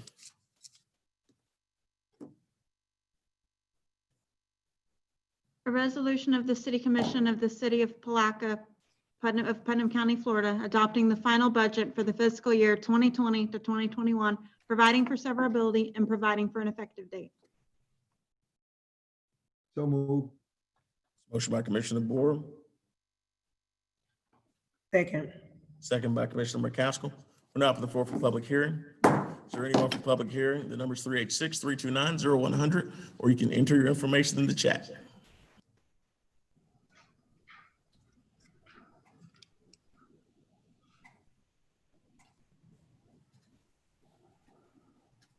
Seeing no one here for public hearing, do we have anything in the chat at this time? Nothing in the chat, Mayor. You just muted. She said there's nothing in the chat. There's nothing in the chat. We will now close public hearing. Is there any further discussion by the commission? Question. Questions called. All in favor, say aye. Aye. Oppose? Motion carries unanimously. All right, Ms. Becker. We've passed another budget. No video this time. Thank you all. Moving on to item 7 of the agenda, ordinance 20-05, amending Appendix A of the fee schedule of the municipal code of the City of Palatka as it pertains to fees and other charges related to Chapter 66, solid waste, garbage containers, Chapter 86, utilities, providing for severability and providing for an effective date. This is the second reading. Ms. Krantz. An ordinance of the City of Palatka, Florida, amending Appendix A fee schedule of the municipal code of the City of Palatka as it pertains to fees and other charges relating to Chapter 66, solid waste, garbage containers, Chapter 86, utility, and providing for severability and providing an effective date. So move. It's a motion by Commissioner McCaskill. There's a second by Commissioner Borum. We're now open for public hearing. Is anyone here for public hearing? Again, 386-329-0100 or in the chat on YouTube Live.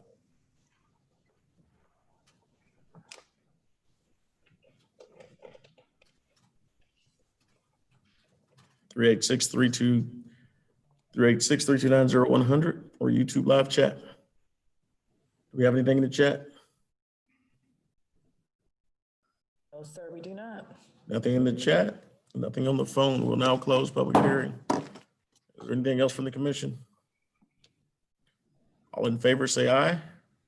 Aye. Aye by voices opposed. Motion carries unanimously. Moving on to city manager and administrative reports. Mr. Holmes.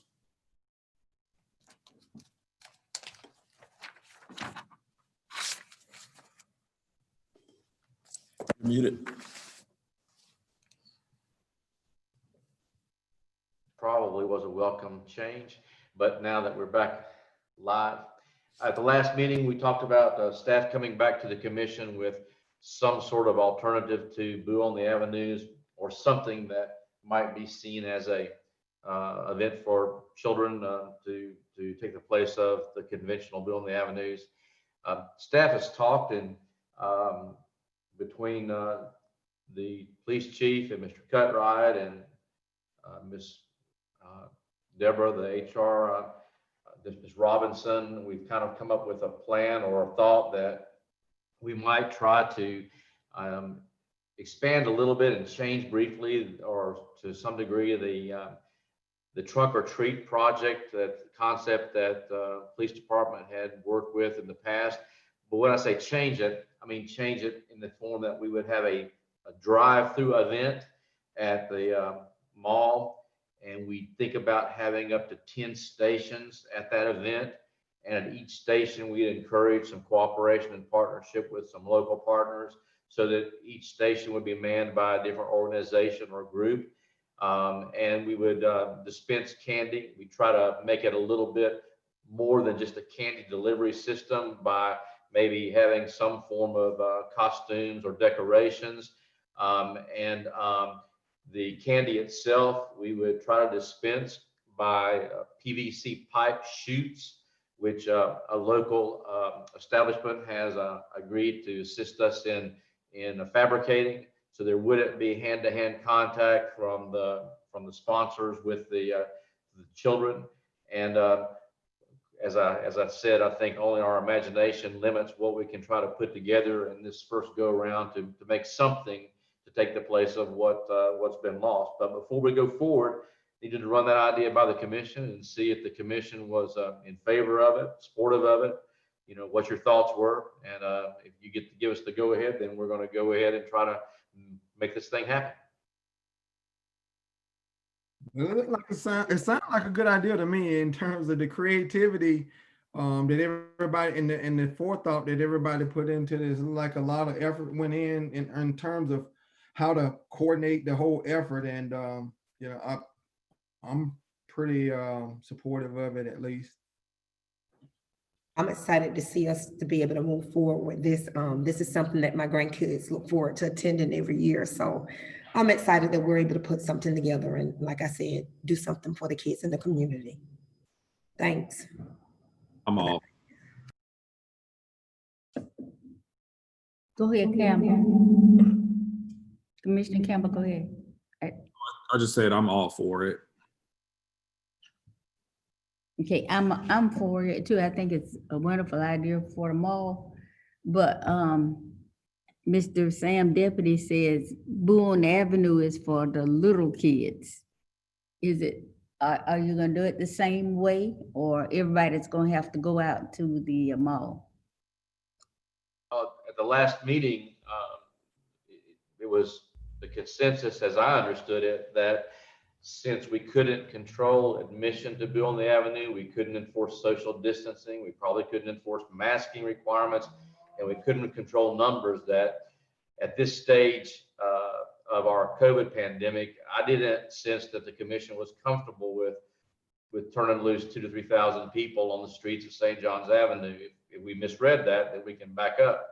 But my understanding was that the Boo on the Avenue was not something that the commission felt at this time was going to be, we could conduct safely. So we did invite the downtown merchants through Mr. Deputy to participate in our event at the mall, but for reasons that he maybe better can explain than I, they didn't indicate that they were interested at this time in doing that. So we would be we would be enlisting other partners and trying to put something together for the kids. And since it's going to be a drive-through event, we're not trying to control the ages of the participants. We're going to be basically trying to service the car and whoever's in the car. But we feel like this way we can observe COVID safeguards, because the safeguards are going to have to be primarily observed by the sponsors. The people in the car won't be having contact within 6 feet with those of us that are dispensing the candy. So, is it, could anything go wrong? Absolutely. But it's an effort to try to be imaginative and do something and still observe. I think it's wonderful that they got together, put their heads together and came up with something, because kids expect something being done. I was asked a question by Mr. Deputy, and I thought that I would bring it back to you all, but they were thinking about promoting it downtown. But we need the safety, I guess, now, and everybody can, it's plenty of room in the mall. So, Well, thank you. I think that if he can promote a drive-through event, which meets the satisfaction of both events, I think meet the satisfaction of our health department. I see Ms. Garcia may still be on the line. I won't put her on the spot right now, but I think we just need to make sure that we get some blessings from the health department as well, as it relates to been thought of. But it Actually, sounds like we've can you hear me, Terrell? To try to find a way to create safety parameters. And if, Boo on the Avenue can become a drive-by event as well, a drive-through event, and we can create the necessary precautions, I'm all for it. Ms. Garcia, I saw you unmute for a second. Okay. Can you hear me? Yes, ma'am. Oh, good. A new speaker. So I'm actually going to share with you, I had requested some information and I just received it a day ago from the CDC. They have put together a package for COVID-19 and sort of daily coping throughout the holidays. So I will share that information with you, and I'll also forward it to all the policy group members, because several have asked for some guidelines and what would be the best practices. So I will be sending it to you right now. Okay. Perfect timing. Well, if we can, so if it's okay with this commission, if we can look at making sure that we come back to our next meeting, our first meeting in October, with some detailed plans as to how we make this work, so that if it is a go, that law enforcement, the fire department, everybody's in the proper places, so that we can ensure safety, as well as making sure we have enough volunteers in place to ensure compliance, and just see how realistic this thing can be. Because the last thing I want to do is do anything that's going to run these numbers up. We've read about a couple of things in the paper as it relates to what's in place. Palatka High School has their game canceled this Friday because the Clay County team is quarantined for the next 2 games. And so we need to make sure that we just take the necessary precautions to protect our children. And at the same time, try to create a mechanism which gives them an outlet. Scott, right, got anything? Well, I spoke to Mr. Holmes about the Veterans Day Parade. We've been getting several phone calls about that, and I'm trying to see if we can get an idea of, what the thought process on that coming up in November. And let's get past Halloween first. Okay. So right now we're living day to day on COVID numbers, and we are an at-risk community. And I just want to make sure that we cover these bases. And so we'd love to celebrate our veterans, but not at the extent of anyone's health. So let's find out how you can create a socially distanced parade, if there's ever such a thing. I have nothing else. Mr. Holmes, you got anything else to report? No, the only thing I was going to mention was Mr. Cutright, as usual, jumped in there and jumped on top of me there with the Veterans Parade. I was going to get to that, but I think the other issue was we're already getting comments about the Christmas parade. So in all fairness to Mr. Cutright, he is getting inquiries. I'm getting inquiries. And as you know, people are indicating that they need more than a couple of weeks to plan these events. So, which is understandable. We understand everybody's anxious to try to put something together and move forward. We're just having to tell people that right now we're not in a position to tell them that the commission is going to be comfortable with having the parade events. As you indicated, if somebody can come up with some parameters as to how you social distance in a parade, and I'm not talking about the parade participants, of course they can do that, but I'm talking about the spectators. I guess that's something the commission could consider, but enforcing any guidelines as far as how the spectators social distance or safeguard, that's going to be a whole nother matter. I mean, I think it's practically impossible to enforce. It'd be pretty much a honor system where you hope that everybody's going to do something to try to social distance. But that's for the commission, I think, to give us guidance. And if the commission's if you have any thoughts about the Veterans Parade, which I think would be November 10th or 11th, Eddie? 11th, November 11th. So, you know, if you have any thoughts about that now, or you want to look at our first meeting in October, I know they're going to be looking anxiously for some guidance so they can start planning the parade or advising people that they're not going to have it. We can wait on the Christmas parade because, well, I say we can. That's going to be, I guess, Thanksgiving week, isn't it? It's Thanksgiving. Yep. Friday. 27th. It's a Friday after Thanksgiving. As we begin to look at it, I want you to look at what's our death toll, Ms. Garcia, in Putnam County right now?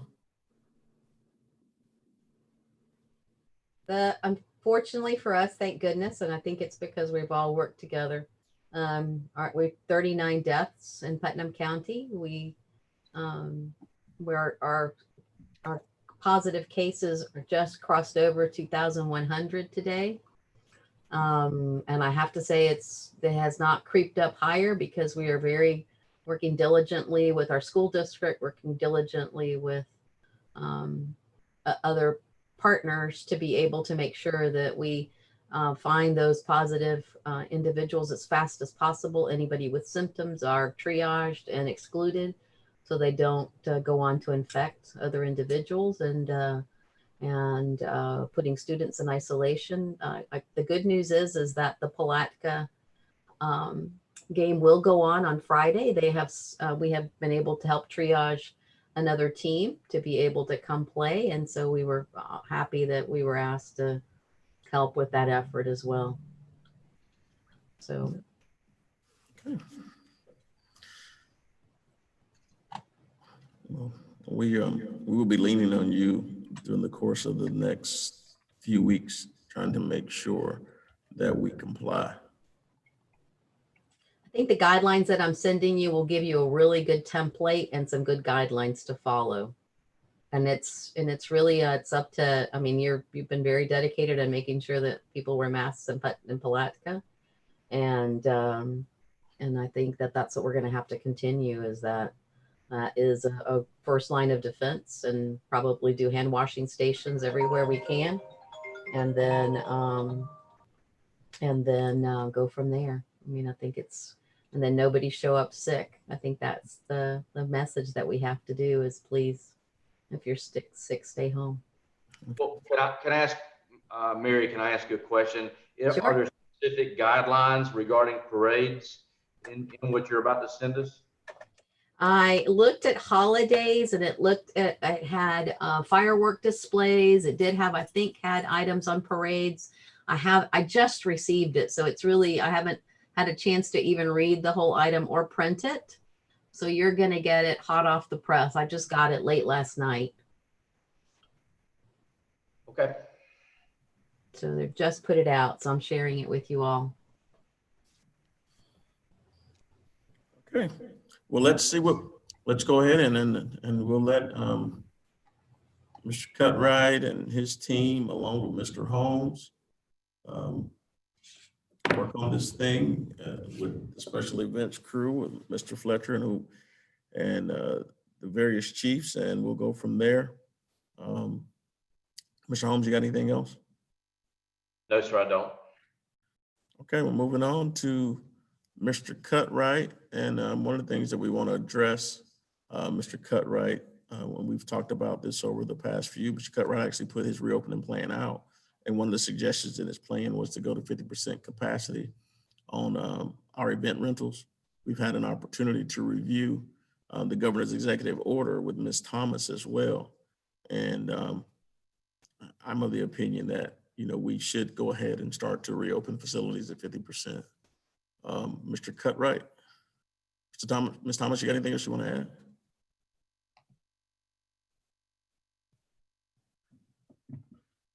Mr. Cutright, it's on you. Yes, well, we Hold on 1 second. Commissioner Campbell had something. Based on what you just said about the reopening plan, I'm all for it, but how are we going to manage to make sure that individuals stay within that capacity window?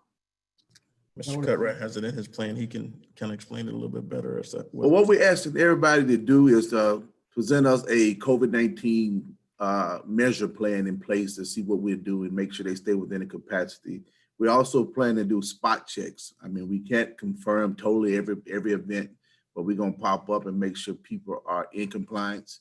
And if they're not, we are going to shut down the event the best we can. But right now, all we can do is go on the honor system. I mean, you can tell me you're going to have everybody masked. You're going to tell me you're going to have 50% capacity, try to keep social distance. If tables are as a part of the program, we make sure we keep them 6 to 8 feet away and do the best we can with hand sanitize stations and also washing stations. And other than that, we just got to pray. Thank you.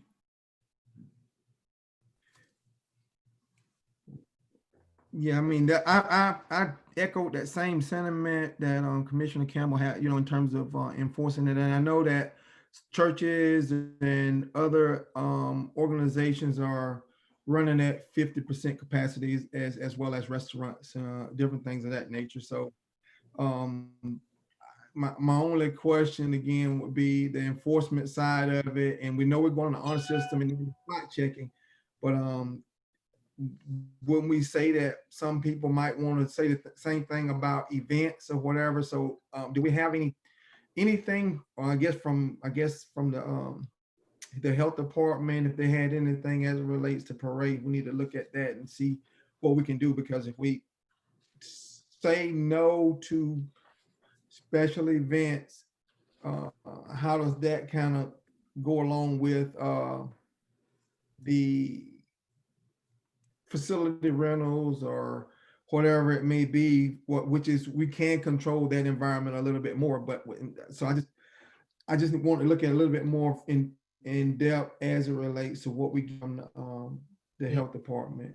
So we have been able to work with some events, in particular items that had been planned for a long period of time, like weddings, but those, as you are absolutely right, those are able to be controlled. I'm able to get a line list of everybody that is going to be a participant at the wedding.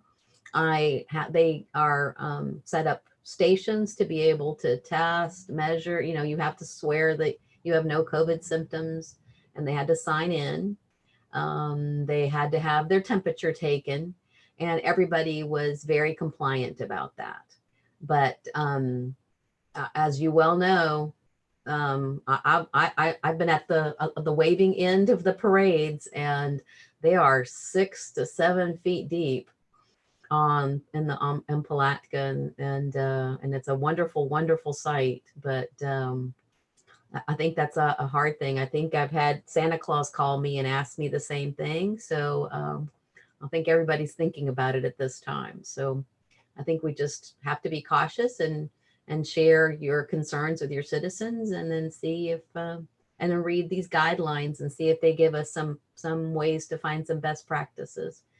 And then at some point, it's, I keep having to say that this is the new normal, and I'm not really sure I like it, but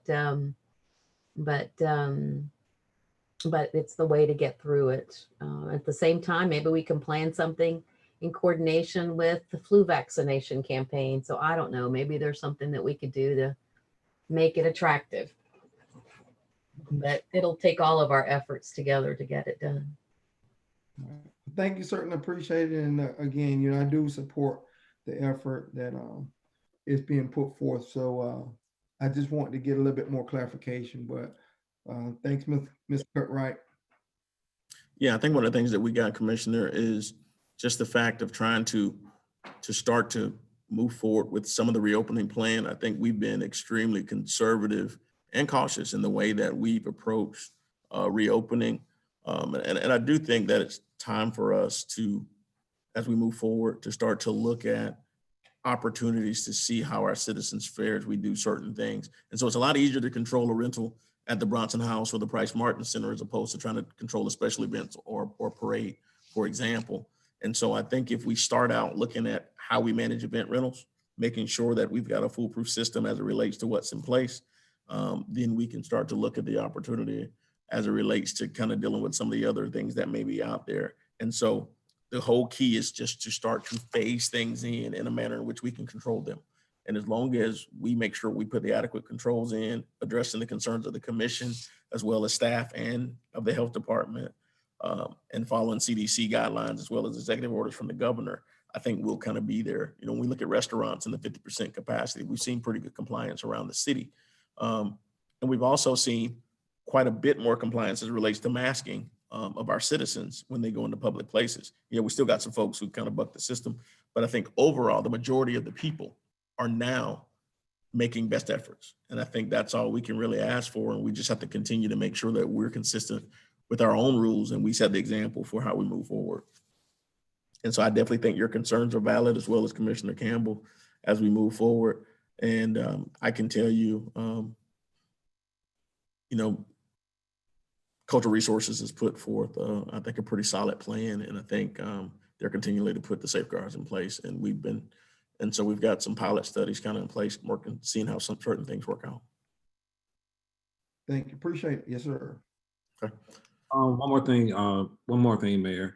If I may, I want to, Mr. Cutright, if you can make contact with me, I have actually a list of questions that I would like to ask with regards to the reopening plan.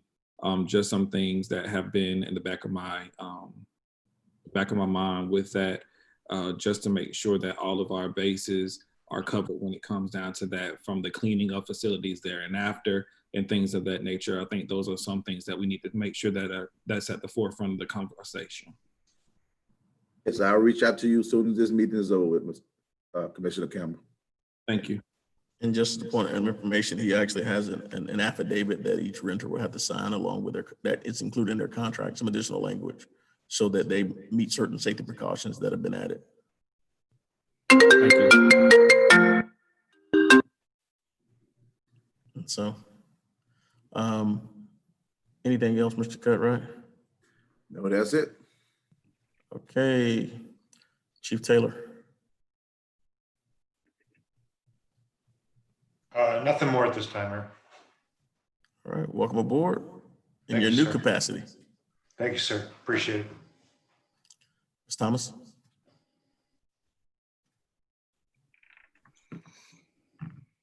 Comment though, the food drive that we had on the 23rd, I'd like to commend everybody, all the staff.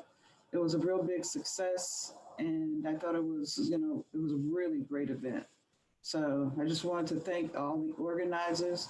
I guess that's a kudos to Mr. Cutright and his group. So thank you. Definitely. Thank you for that one, as well as the food drive that was also held on Saturday, the Saturday prior. But we definitely thank you. We thank FarmShare for coming into Putnam County, and definitely kudos to you, Mr. Cutright, for taking the lead on that. I can't take the lead on that. We had a great team. Miss LaFlora Davis with the Heart and Soul, the Palatka PD department with Captain Williams, even Keep Putnam Beautiful was in there, and the Calvary Missionary Baptist Church, the Family Life Center. So we had a wonderful team. So I'll accept the credit, but it was not just me. We put this together through thought process a couple months ago, and we finally pulled it off. And I want to thank the commissioner, the city manager, some of the commissioners that showed up, and everybody that came and supported us, because without y'all, we couldn't have pulled it off so smoothly. And I want to thank y'all for that. So we're looking to do that in other places, looking to make it a continual event throughout the community. And we've got our contacts at Farm Share, as well as our external partners. There were about 20 community organizations represented at that drive, and it was just a great opportunity. You know, it was scheduled for 9 to 12. We didn't last to 10:30 with the food that was there. So that just tells us that there's a need. And again, great job. Anything else, Ms. Thomas? Nothing else. Mr. Griffith, where's the boat? In the water. Nothing to report, sir. All righty. Mr. Fletcher, I see you on the line. Yes, sir. How are logistics going? They're doing well. We've got a good, healthy supply right now since things are getting back in stock across the board. So right now we've got a decent supply, and we're still reaching out to all of our contacts in the city and outside the city when we do need certain items. Okay, thank you. Chief Shaw, you've been quiet today. Yes, Mayor, I am, but I had nothing to report on. Thank you to the commission. Thank you to City Manager in reference to handling the topic of trunk or treat. And thank you to all the commissioners for your support. We are looking to put together a very safe event, and we're looking at making sure we social distance as much as possible. Mary Garcia, if you could also send me that information as well, so I can, when I meet with all the other parties involved, we can make sure we have that to add to our plan.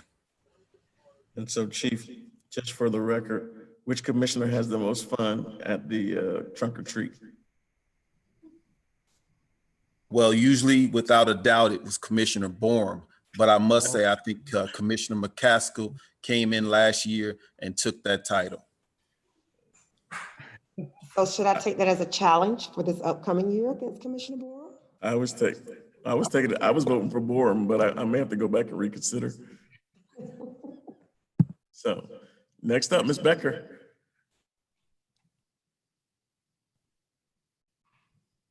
Hi, Mayor. Can you hear me? Yes, ma'am.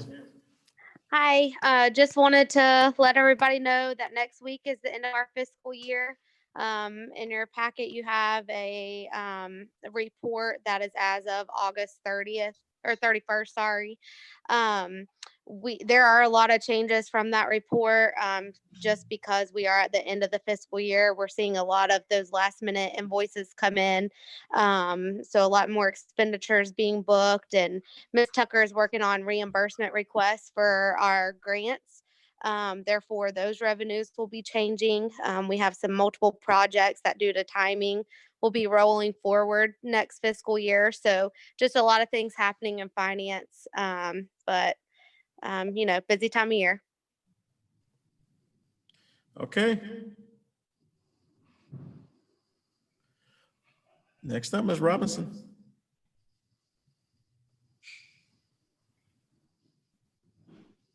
Thank you, Mayor. Just a couple of job postings right now. We are posting for the fire chief, our planning director, and our planning clerk. So if anybody is interested, those jobs are posted on our city website. You can email your applications and resumes to hr@palatka-fl.gov if anybody's interested.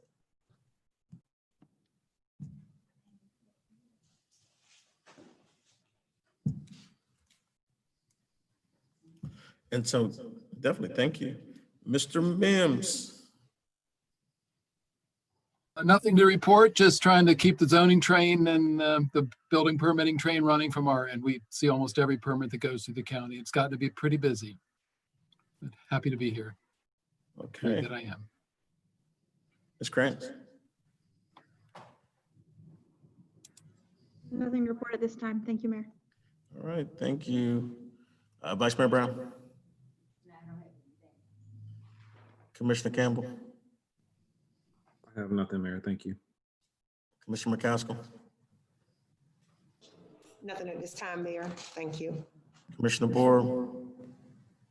I just have a couple of things, should be pretty short, but I've been getting a number of calls and different things as it relates to our continued noise ordinance breaches that we have from calling in. And they say they call the police department, and sometimes it spills over to the sheriff department in terms of people coming out and investigating those, I guess, nuisance issues. I know we got some things on the book, but we probably need to put something together as it relates, because I get this, some of the same people are calling repeated times. And I know if we got reports from the police department or the sheriff department to understand and know what kind of quality of life impacts it's having on the community. What we're having is we have some people who are afraid to report on certain people because of retaliation or whatever it may be. I don't think that people should be held hostage in that respect. So I would like the commission to help. Let's craft something in a way to where if we have repeat issues as it relates to noise ordinance, because we're having people who are getting engaged in, could particularly the domestic violence. Some of the things that occur, people are approaching the people directly, and we just want to try to help reduce crime as much as possible. And some of these things, along with the pandemic, people are short-tempered. So if we can do anything along those lines to kind of help increase the quality of life for our citizens, I greatly appreciate the support. I have a number of calls that I've logged myself, and I got the documentation to kind of share. The other thing we have is our water lines. I know we're doing a great job as it relates to replacing water lines throughout our city. I've also gotten a number of calls over the past couple of weeks as it relates to water line breaks, and I have relayed those to the city manager as well, and ran it through him. But some areas, there are repeat issues 2 to 3 times per week in the same areas. And I know we have some old water lines, 2-inch water lines throughout our city. If at any way possible, we can look at maybe reprioritizing some of the areas that we're having repeat issues. Example was like Napoleon Street that we did with on last week for a great period of time. And I'd like to thank everybody who helped work that area to help get those individuals water restored. So if we can just kind of look at the master plan, I know we're moving from the water plant out, but we might have to maybe do some shifting. So get the commission support on that, looking at how we can look at things and maybe reprioritize if we have to. So that's all I have. Okay. If you can get with Jonathan Griffith and Mandy Tucker on that and start, so they can start to map it out. But the other thing is, so that they can have it in place, make sure that you just direct them when they make the call to you to 329-0107, so that it can be logged into the system. And that way it'll all work together. And so you can still CC the city manager, but if you send them to 329-0107, then they'll make sure they have the work order in place. So the system will actually start to chart and map it. Yeah, I appreciate that, but they had already done that. I mean, and there was something that had gone on for the whole day or whatever, and so it was supposed apparent fix, but that never. I mean, it didn't result in the end result that it ruptured or whatever. So they had another outage, about 2 outages that day. So that's just what I had ran into, and Don is fully aware of what went on or what have you. So yeah, I do direct the people to make sure that they contact the right and not contact the commission directly, even though a lot of people do that. So No, they do it, but we just try to make sure we log it in too. And so that's kind of the direction I got from staff on that. And so just make, that way it kind of stays clean, even though you still do the next steps for you to make sure that you follow up on it. But we definitely appreciate that information. You got anything else? Oh, that was it. Okay, nothing for me tonight. I think we're moving this community forward. We've got businesses that are still inquiring. We heard about 2 more during our chamber meeting. And so we're excited about what's going on. And again, kudos to everyone for working through the pandemic. Again, we got a 36-year veteran who continues to try to push initiatives through before January of next year. And so, you know, Palatka, we're going to continue to move forward in spite of all the things that we may have that could easily divide us. We're going to use those. We're going to use those threats as opportunities for us all to come together and to create a better community. And so, you know, we're excited. You know, we hate to see J.R. Grimes leave us, but we are looking forward to new opportunities to continually move Palatka forward and to better extend our relationships to the county. And so, Palatka, just remember we're better together. Commissioner Borum, close us out. Well, I just wanted to just commend and thank Mr. Chris Taylor for accepting that role of chief, interim chief. So congratulations, and we certainly look forward to working with you. Thank you, sir. Appreciate it. Okay. If there's nothing else before us, I'll entertain a motion to adjourn by consent. So move. Motion to adjourn. Okay, we stand adjourned. Thank you, everyone.